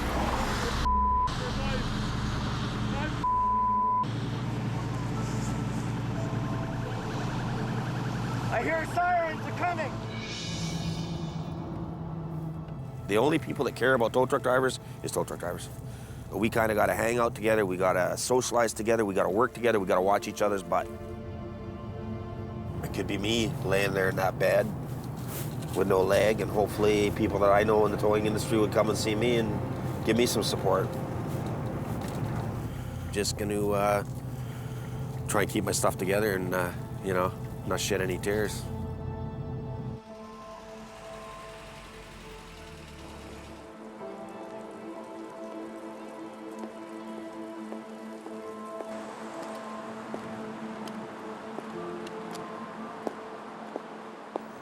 Buddy. Hey.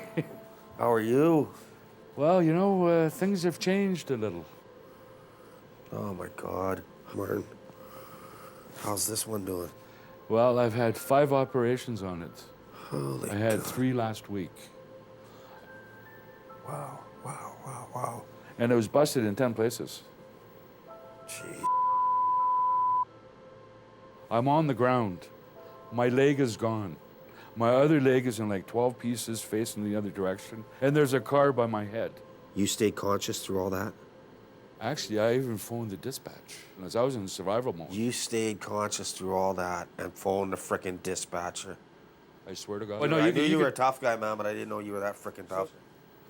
But you know, I'm gonna survive. I'm gonna get a prosthesis. I don't think I could take it as well as you're taking all this, dude. Seriously, I mean, that's frickin' Well, the thing is, I'd be a basket case, you know. Well, it's either I could be moping around but Yeah. that's not me. No, you got to be positive. It'll Well, be this better. is it. Like, I know I'll walk again. Yeah. It's gonna be a rough road, but I'll do it. No more swimsuit model, Well, I guess, eh? no, but I'll be swimming. I won't be wearing shorts. It's surprising what you do when you have to. Yeah, yeah. To see him still alive and still positive and upbeat and looking forward to the future with one leg, that's incredibly inspirational. He inspired me to just keep on going and keep towing, and and stay with it and just keep doing the job. So we'll see how that goes.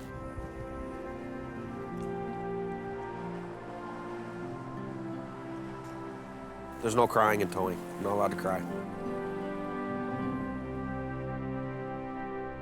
Snow is picked up on the hill in here. Next time on the Highway Thru Hell. Over a foot of snow in 2 hours. A record-setting snowfall. We can't make it up even this little bit of a hill. High hazard. Triggers an avalanche. You see it? I wouldn't want to be in that. Is it going to hit the road? You guys have to go around. There's an avalanche. And a semi over the side. This is a hard job. Leaves Jamie hanging. We're afraid of losing it right now. Hold on, hold on. Ooh.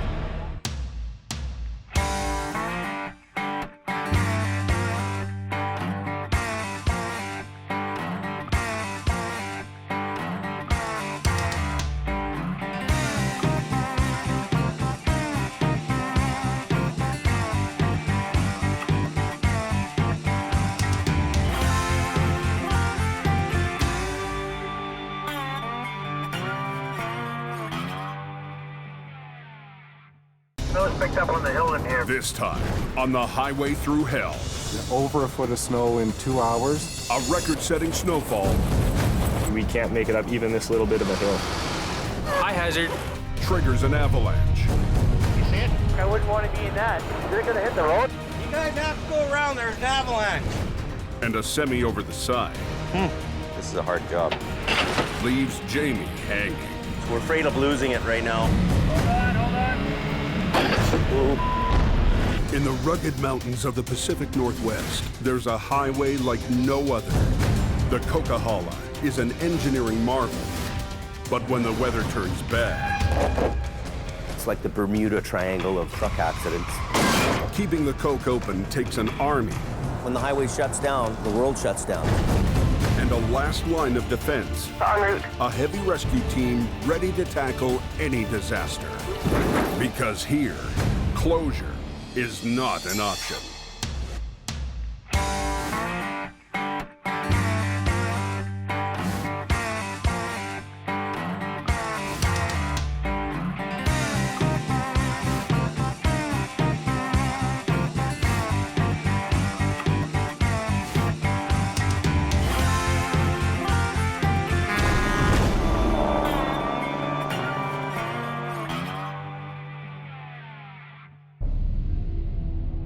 It's been a long 3 weeks.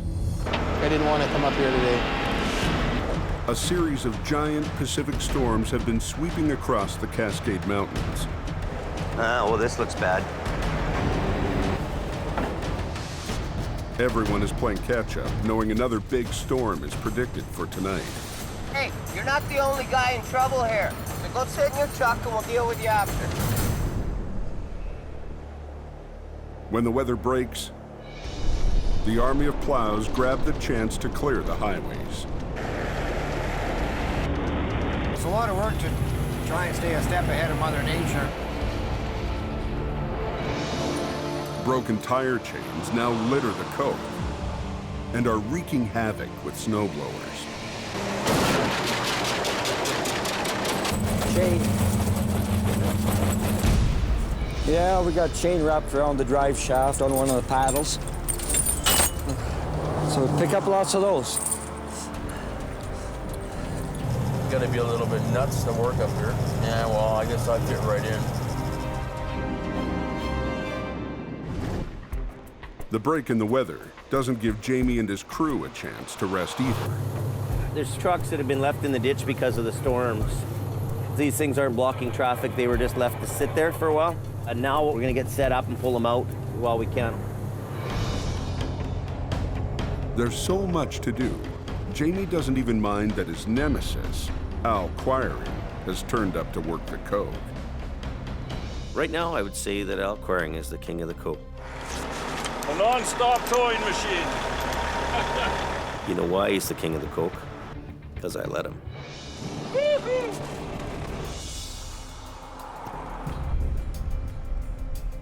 Jamie has had every wrecker in his fleet on the road around the clock for 3 days.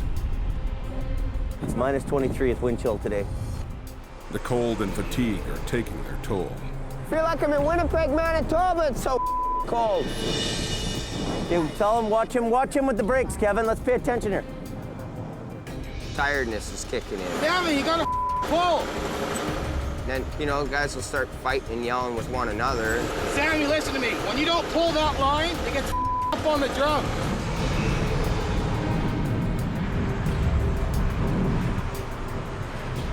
Here, look at the blowing snow. Look at this. Holy. Holy cow. While Jamie's crew struggles with wind in the valley, high up on the mountain ridges just above the Coquihalla Highway, blowing snow has created a serious new hazard. The top of the peaks have kind of a wave. The snow is blown over the edge, and it blows over it, and it makes what they call a cornice. So it sits there, builds up, it's getting heavier and heavier and heavier, and eventually gravity just takes it down, and the next thing you know, you have an avalanche. As long as the wind blows, the cornices will continue to grow into a ticking time bomb. Brakes on for a minute. Brakes on. For now, Jamie can't be too distracted by the avalanche risk. He's got trucks to clear and a crew begging for downtime. You know, always out of the corner of your mind, you're thinking, you know, you're looking up, and you're watching, you're doing your job, and you're thinking about it, and it's weighs heavy on your mind. You know, you're in the kill zone. The good thing about this deep snow is it's pretty soft and forgiving, so there's pretty much no damage to this guy's truck. And he's gonna be pretty happy about that, so he can pretty much drive it away and take it and go.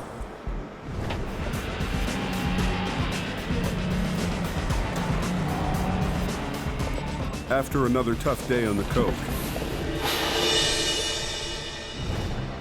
Jamie's crew heads back to base for a much-needed break.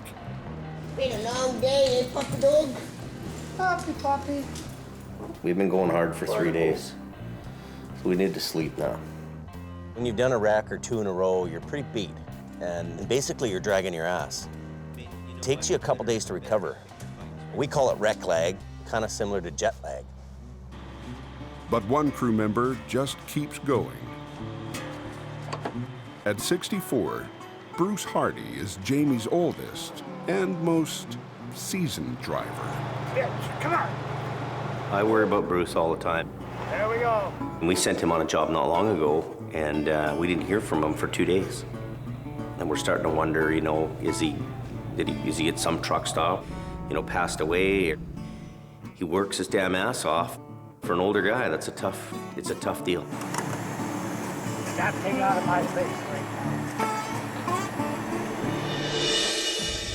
Apparently there's a storm blowing over from Clinton, or from Clinton to 100 Mile anyway. Up on the coke, the highways crew knows that their freshly plowed roads won't last for long. Copy 5x5, go ahead. We're starting to get snow picked up on the hill in here pretty good. All this stuff is to a moderate. Okay, thank you very much, and welcome to the jungle. Okay, 10-4, thanks. Derek Kitamura is running the show tonight. Just gonna go up to Zopkius, brake check, take a look, see what the snow levels are like and the accumulations, and see how hard it's coming down up there. At just after midnight, the new storm arrives. 15 minutes ago, nothing was happening, and then all of a sudden the skies have opened up. Looks like some trucks are having problems going up the hill. It's Derek's job to decide when to turn on the signs making chains mandatory for all vehicles on the coke. To keep traffic moving, he'll hold off as long as possible. What is this trucker doing? Now he's stuck. But the first spun-out truck makes the decision for him. Looks like we're gonna put the chain up lift on.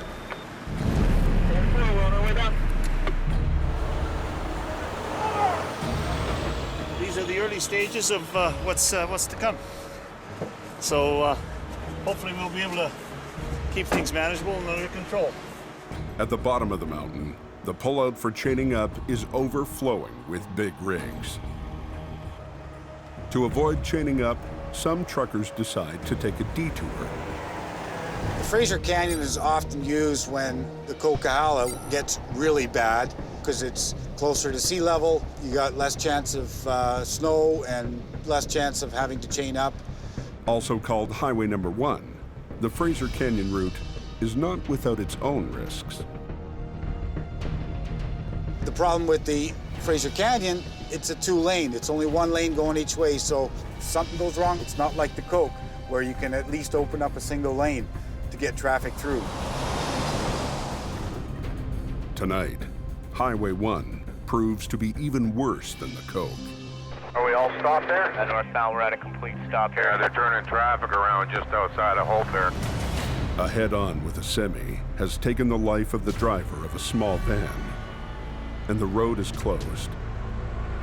It's hard waiting and just thinking about the family of this person. It's very hard. Adam has been called to open the road. Just coming on the scene here now. 31 from 30. Yeah, we're good to go. Let's get it straightened out, get it off the road, and deal with it up at the next pullout. Let's get her on there any old way. It'll be a rehook for sure. We'll rehook it up later on. The pressure to get the road open is intensified by an even greater risk. Just been warned by the road area manager that we're getting close to a moderate avalanche risk in the area that we're in. The growing snowpack up on the peaks has triggered an avalanche warning. Basically have to move everybody right now. We're not even supposed to be out here. Okay, thank you very much, and welcome to the jungle. Yet another blizzard is slamming the Coquihalla Highway. Down in the Fraser Canyon, conditions are even worse. A fatal accident has completely blocked the road. Let's get it straightened out, get it off the road. To add to the pressure, now there's the threat of an avalanche. Authorities want Adam to get the traffic moving right away. We're getting close to a moderate avalanche risk in the area that we're in. We have to move everybody right now. But he still needs to clear the totaled van. Sure, yeah, that'll do. Hook the hook on that. We don't usually tow cars with this thing, but I'll get it up off the road to the pullout, and then they can start working on the highway. Hopefully it holds together.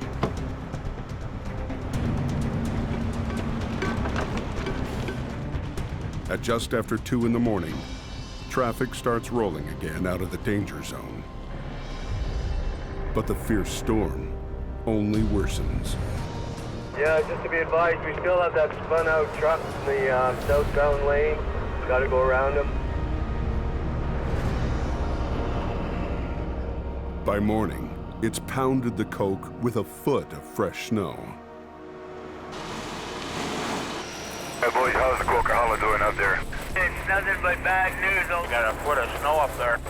For many, even with chains, the battle to get over the mountain is being lost.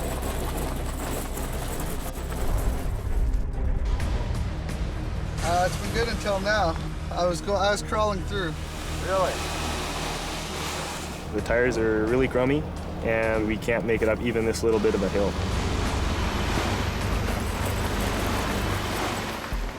5373. This is the most snow I've seen in my 5 years. Every time we go down there and plow it, it's just like we haven't even plowed it, and it's just a matter of making one around. Everybody go. I can't do anything when you're here.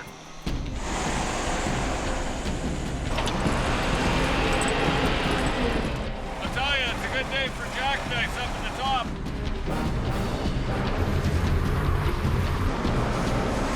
Watch yourself! At the summit, Adam is pulling a truck that got stuck on the smasher. Until the spun-out vehicles can be moved, the plows will have trouble getting by to clear the snow. Snow and heavy right through to Princeton. Is just throwing on one set of chains or chaining them all up? But for some, the biggest worry isn't on the road. It's high above it. The more it snows, the more hazard you have. They're worried about slides off these steep slopes here. And if that happens, well, then the highway's totally shut down. On either side of the Coquihalla Highway, there are long, narrow clearings in the trees. These are old avalanche paths called chutes, marked with evidence of past snowslides. When you're heading up the Coke and you're driving along and you're looking left and you're looking right and you're watching these chutes come down, it's just like being in a bowling alley, you know, and you never know when that big rolling ball is going to come down and you know, take you out or take out traffic or the highway.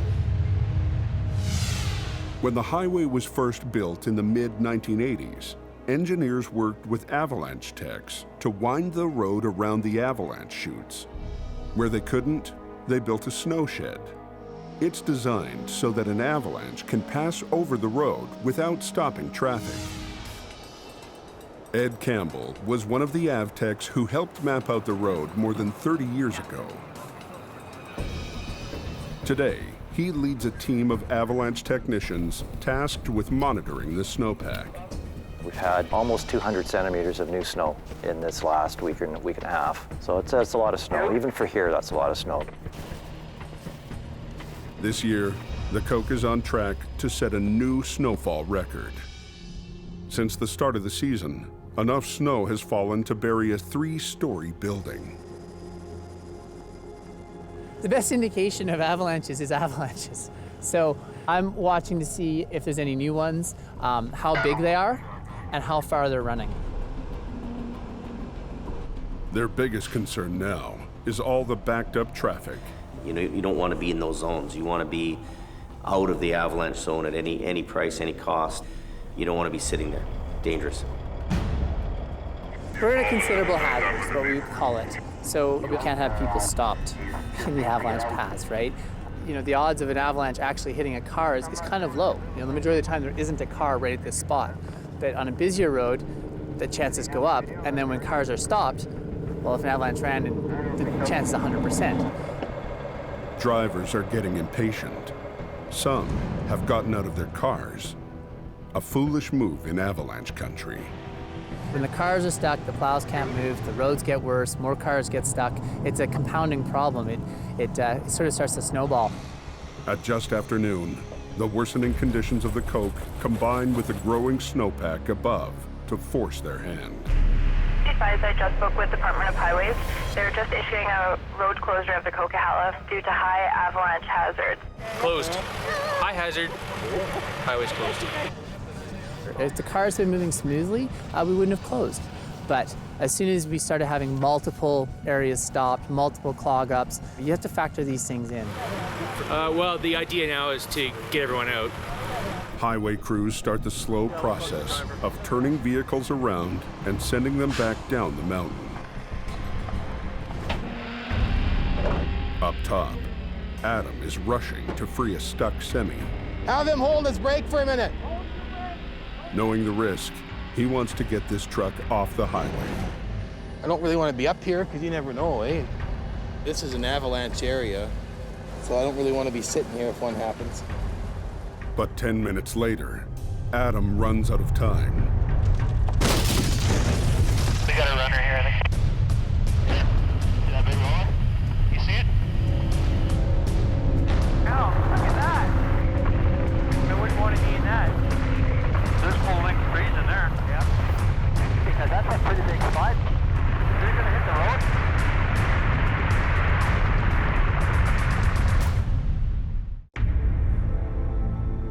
A record-setting snowfall has closed the Coke, and the silence has just been shattered.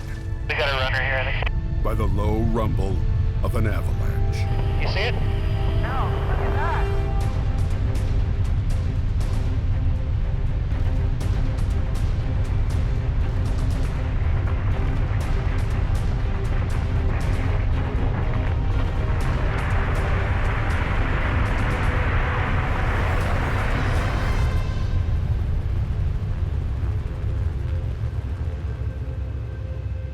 Closing the Coke paid off.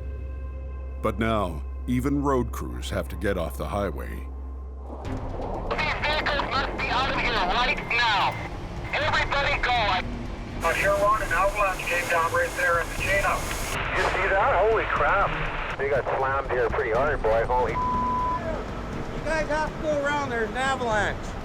They just had an avalanche go across the road at the brake check. Did they? Yeah. Right across the whole road? They say a big cornice came down, took the whole slope out. It was a big deposit. The hazard is now high. So they're gonna close the road for indefinitely. Definitely. That's a 2.5-hour drive to get home now. The avalanche crew investigates the area where the snowslide reached the highway. The highway's closed until we can see what's going on at Highway. It's speculation at this point, but it's probably cornice failure. If one cornice has failed, there's a good chance more will follow. Eliminating this danger and getting the coke reopened is now up to Ed and his crew. Their plan is to give Mother Nature a little nudge. We're going to try to start off our control today with a shot or two right near the Coquihalla summit. Marked out in red ink, these are the start zones for the big slides. You and the other crew can go to the summit.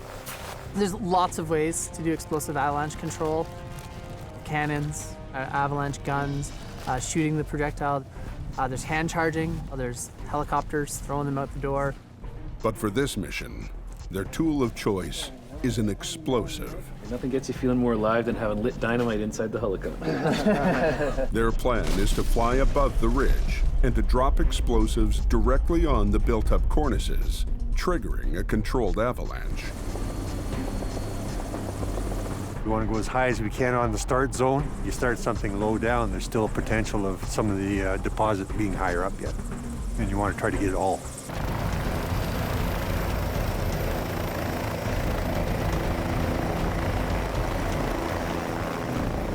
But when they get in the air, they hit a new problem. What's visibility like, Colin? Not great. Low-lying clouds are making it impossible for them to reach their targets. Fuse is lit. They decide to drop their explosives anyway, And shot it away.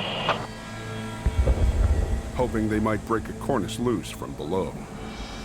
There's one there. The first one. No result. Hard that one. I was hoping it would knock that cornice off. The bombs trigger a few minor avalanches, but don't budge any of the higher cornices. Yeah, not pulling out any slab below. No. No, we gotta go in. Back to the barn. Yeah. Bummer.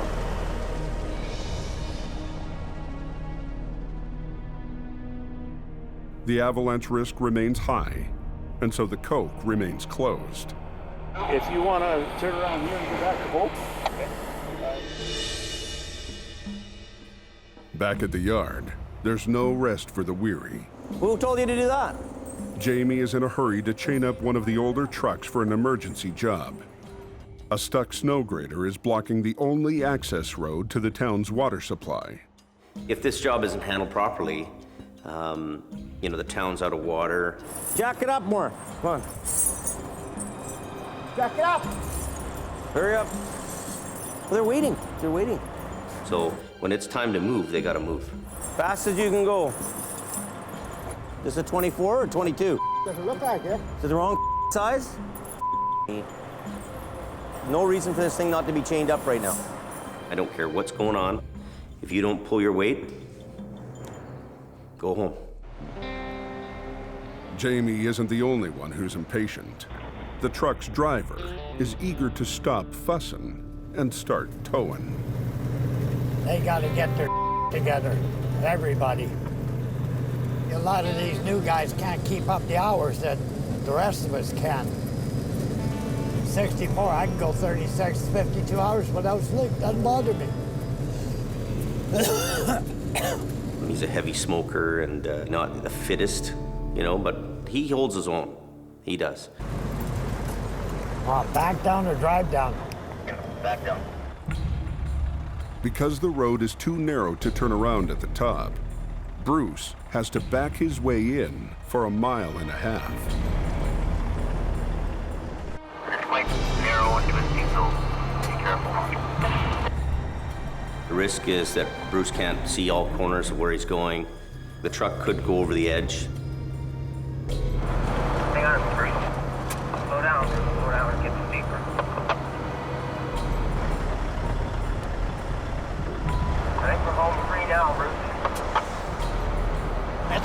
bad road. I've been on worse. Far worse. 2 years ago, Bruce's career nearly ended when he was almost killed on the job. He was pulling a truck out of the ditch. A car carrier comes screaming down the hill, and the trailer hit the tow truck, and Bruce got rolled down the whole length of the tow truck and thrown in the ditch, and the car carrier didn't even stop.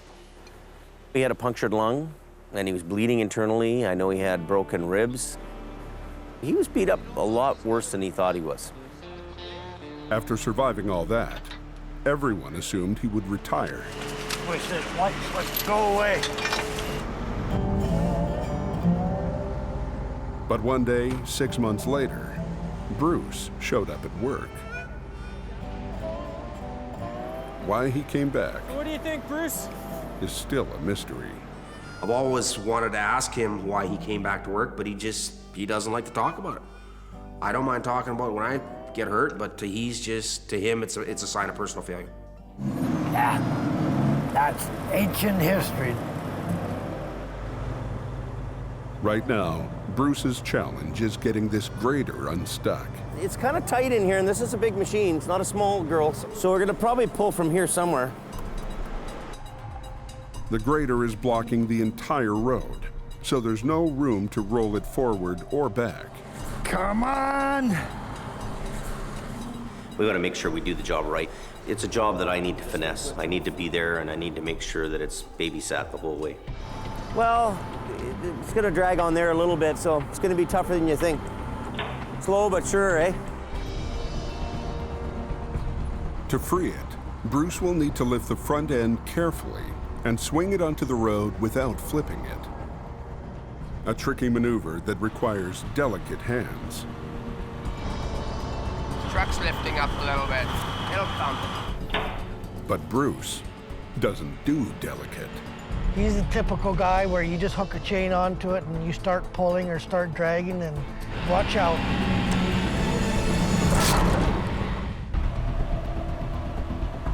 It's gonna be tougher than you think. So slow but sure, eh? Jamie's oldest driver, 64-year-old Bruce Hardy, has a motto: when the pulling gets tough, the tough keep pulling.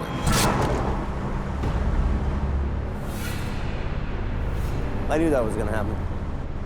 Bruce, he'll just do what he wants to do regardless of what you tell him to do. You know, he's his own guy. Bruce's hook slipped off, but nobody's hurt, and the grader is out of the ditch. Job done good, no damage whatsoever. There's no way in hell Adam would have got in here. Take it and go. Take it and go. He'll get the job done. He'll do it his way, though.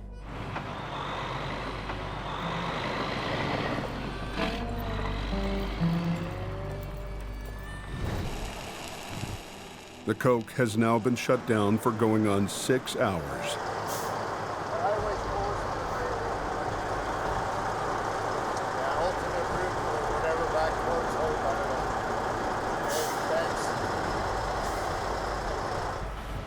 Truck drivers that can't wait for fairer weather have no choice but to take the alternate routes. Now you can go Highway 1 or Highway 3, Highway 3 is an old 2-lane road that wasn't designed for today's high-powered rigs. Winding and narrow, it's the route of last resort.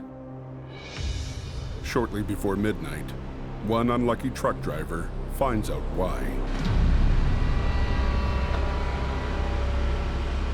When the truck went in the ditch there and trapped the occupants of the vehicle, we call it search and rescue. The driver, his wife, and their pet dog were trapped in the cab for over an hour before being rescued. It just took off on him. He couldn't brake, he couldn't do anything. Couldn't steer out of it or nothing. Adam is out of bed and on scene just after 3 a.m. Luckily, he didn't go down much further, or else he would have rolled into the creek. The loaded semi is teetering on the edge of a steep cliff.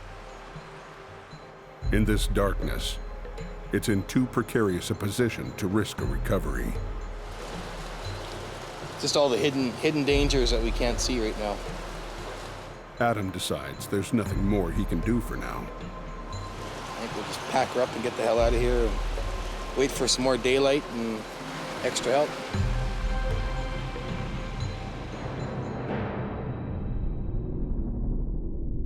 By morning, the storm has passed.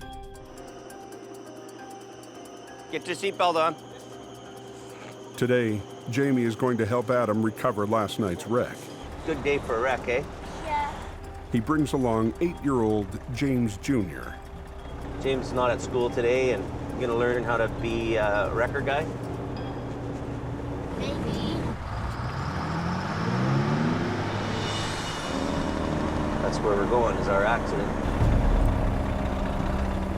The truck went off the edge after hitting ice on a hairpin turn. Adam is already on scene. These people are lucky to be alive. I mean, they're hanging off of a cliff here that's 650 feet down. This is a hard job. What makes the job hard is that the loaded trailer is almost completely undamaged, and Jamie intends to keep it that way. Like, I can get in here and lift this trailer, no problem, then what? How do we hang onto this front end, right?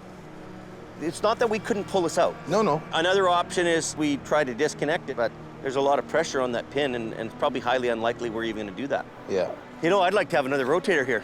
You think so? Yep. We need another rotator right on the front end of this truck to do the least amount of damage. 2 rotators with their 2 boom arms extended out over the cliff could lift the 40-ton semi without damaging it.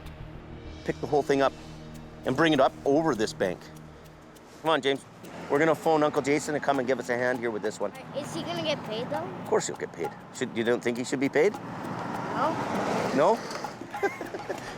Jamie's brother, Jason, runs his own heavy rescue business, but he and his rotator are 2 hours away. Just a few miles to the north, the Coke has now been closed for over 20 hours due to a high avalanche risk. The truck stop in the town of Hope is crowded with drivers, eager to know when the highway will reopen. See, if the truck ain't rolling, I don't make money. But there's nothing you can really do about it. Last I heard, they were gonna assess it 9 o'clock this morning and let us know what time they would reopen the road.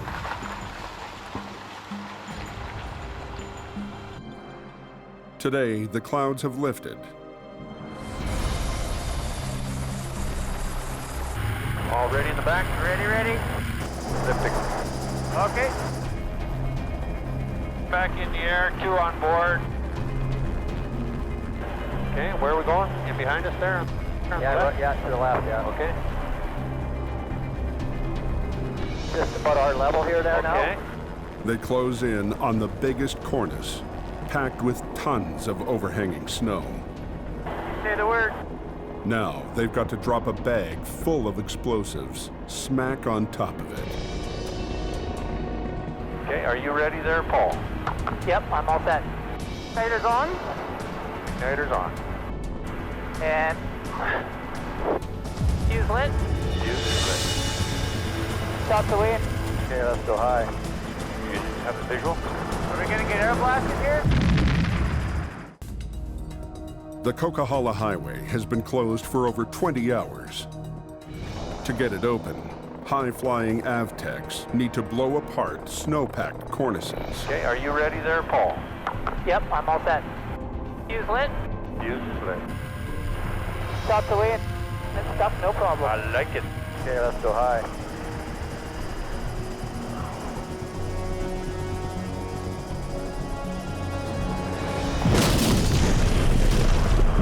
Looks like another slab went. Coming out there. Yeah. Those are good ones. Right, I'm gonna get an award for this one. Awesome target selection. Yeah, the target selection was what the count is, yeah?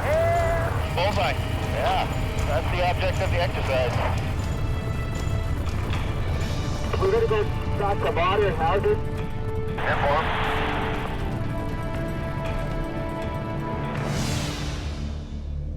For almost a day now, the highway has been closed to all vehicles. No traffic, no plows, and 6 inches of fresh snow. The challenge of getting the Coke reopened is now in the hands of Blair Barr. So I'm just gonna hop out and take a look.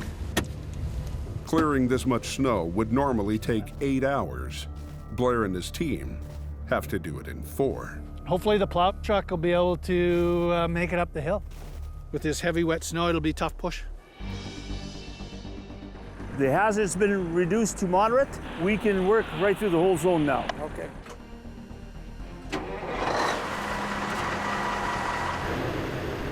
Pressure to get the road open is enormous. You have millions of dollars in equipment and cargo stopped. This is a main corridor feeding Vancouver to the interior of BC. So any delays in opening this highway really do create a lot of complications for a lot of different people. To meet a 4 o'clock deadline, snow removal crews are throwing in everything they've got.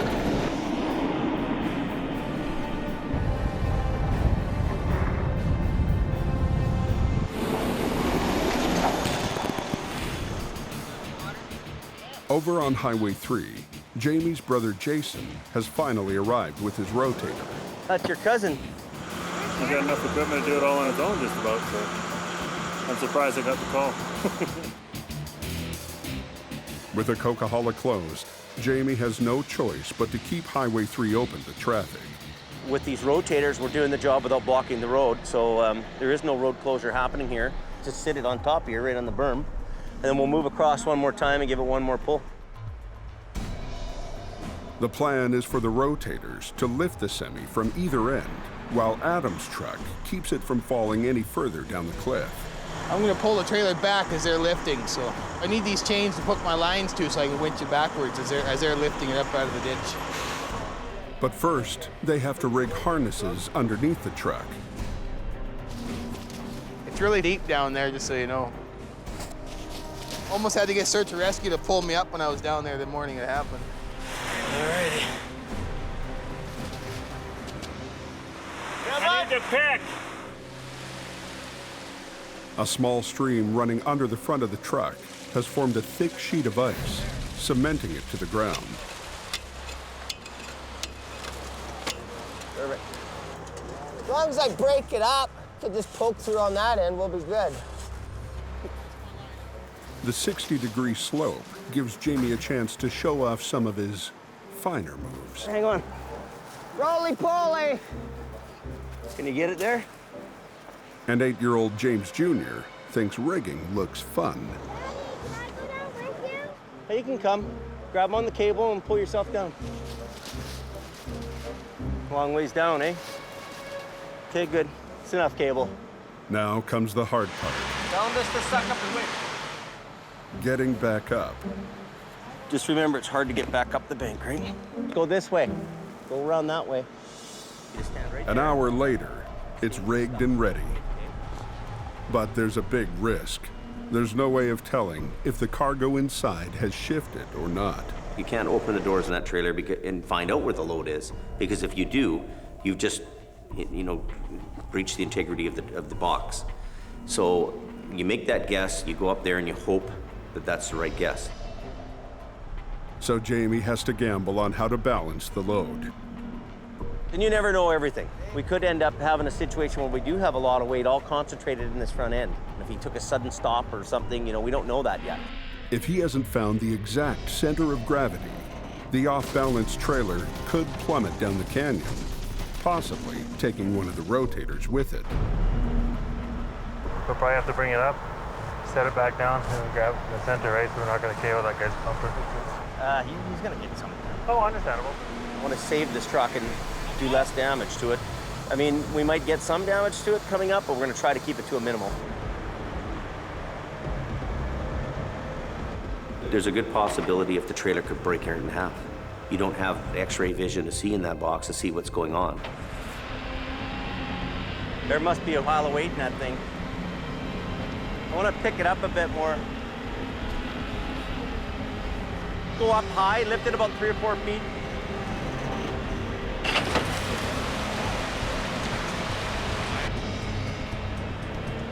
I'm gonna boom in a bit, okay?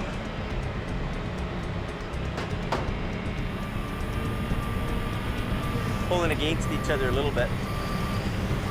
Okay, pretty soon I'm gonna have to boom out, Jamie. Hold on, hold on. Stop!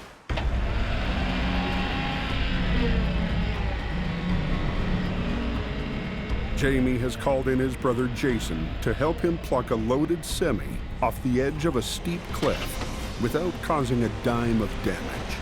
So let's go up high, lift it about 3 or 4 feet. The two rotators have managed to get 40 tons of truck dangling in midair. Okay, pretty soon I'm gonna have to boom out, Jamie. Hold on, hold on. Wow. But now, they've got no place to put it.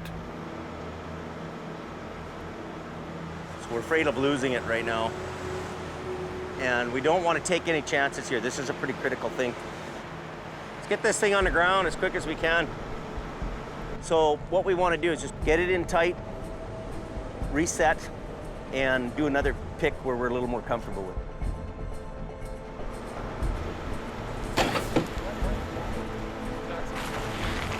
We're right on an edge here, so it's very possible for this trailer to flip over. To make room to set the truck down, Jamie's rotator needs to briefly release its grip.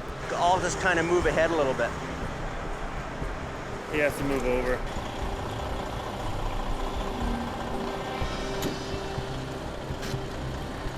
It's unnerving a bit even to us guys who've been in it a long time to have that thing hanging there, so. Hey, Sammy, ready? Just get it in here and on the road. All right, Jim. Hey, hey, hey.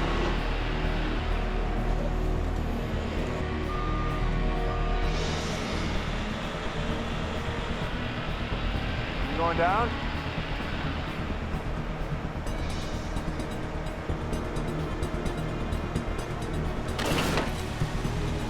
Yeah, it's good.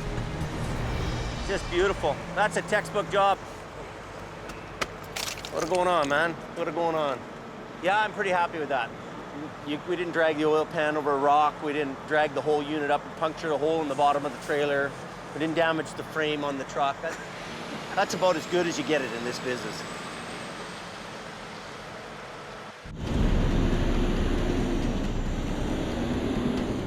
Back on the Coke, snow crews are racing to meet a 4 o'clock deadline. But the wet, heavy snow is making a tough job even harder.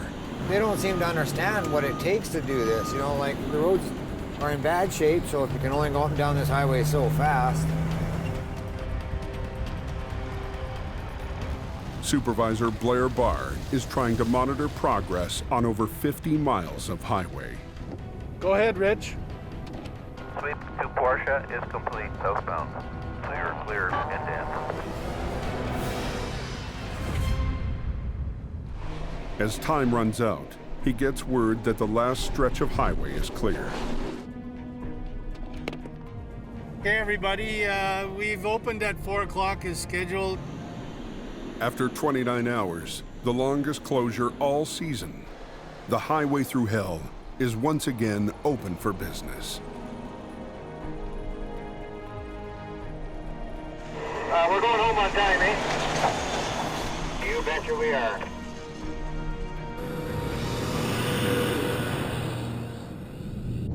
Back in Jamie's yard, the crew is wrapping up another long day. That's good there, eh? Exhausted from battling Mother Nature, Jamie's crew decides to take the night off and enjoy a little sunshine.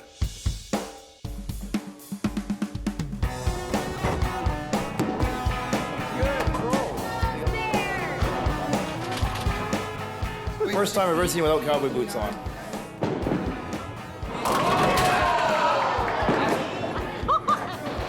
That didn't work. Maybe it's the shoes.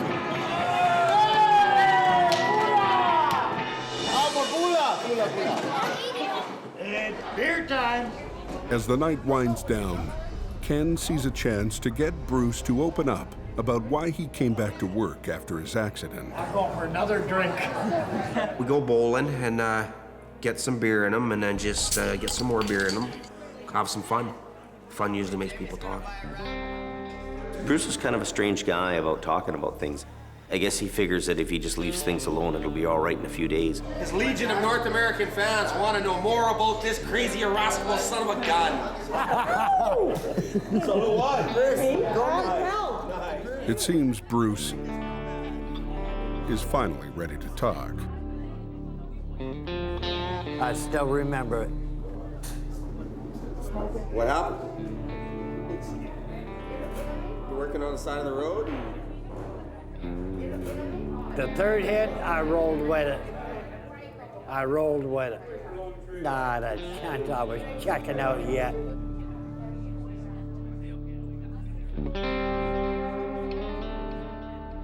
They asked me, what do you want to do?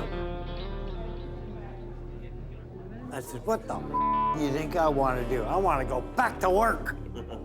That's what I know best. I don't like sitting around. Can't make money laying on your ass in the hospital.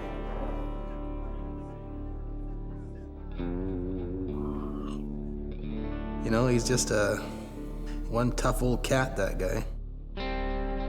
He's a warrior. He just pounds and pounds and pounds and pounds. I don't think you can wear that guy out. I can't believe it. These guys live pretty far down. Next time on the Highway Through Hell, a small job It's coming now. Everybody stand back. turns into a major headache.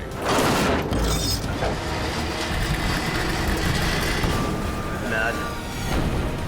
And a father's dream for his son to join the family business You interested in maybe learning how to drive? You can't just do that. backfires when Brandon has priorities of his own. What was the problem there while you walked off the job?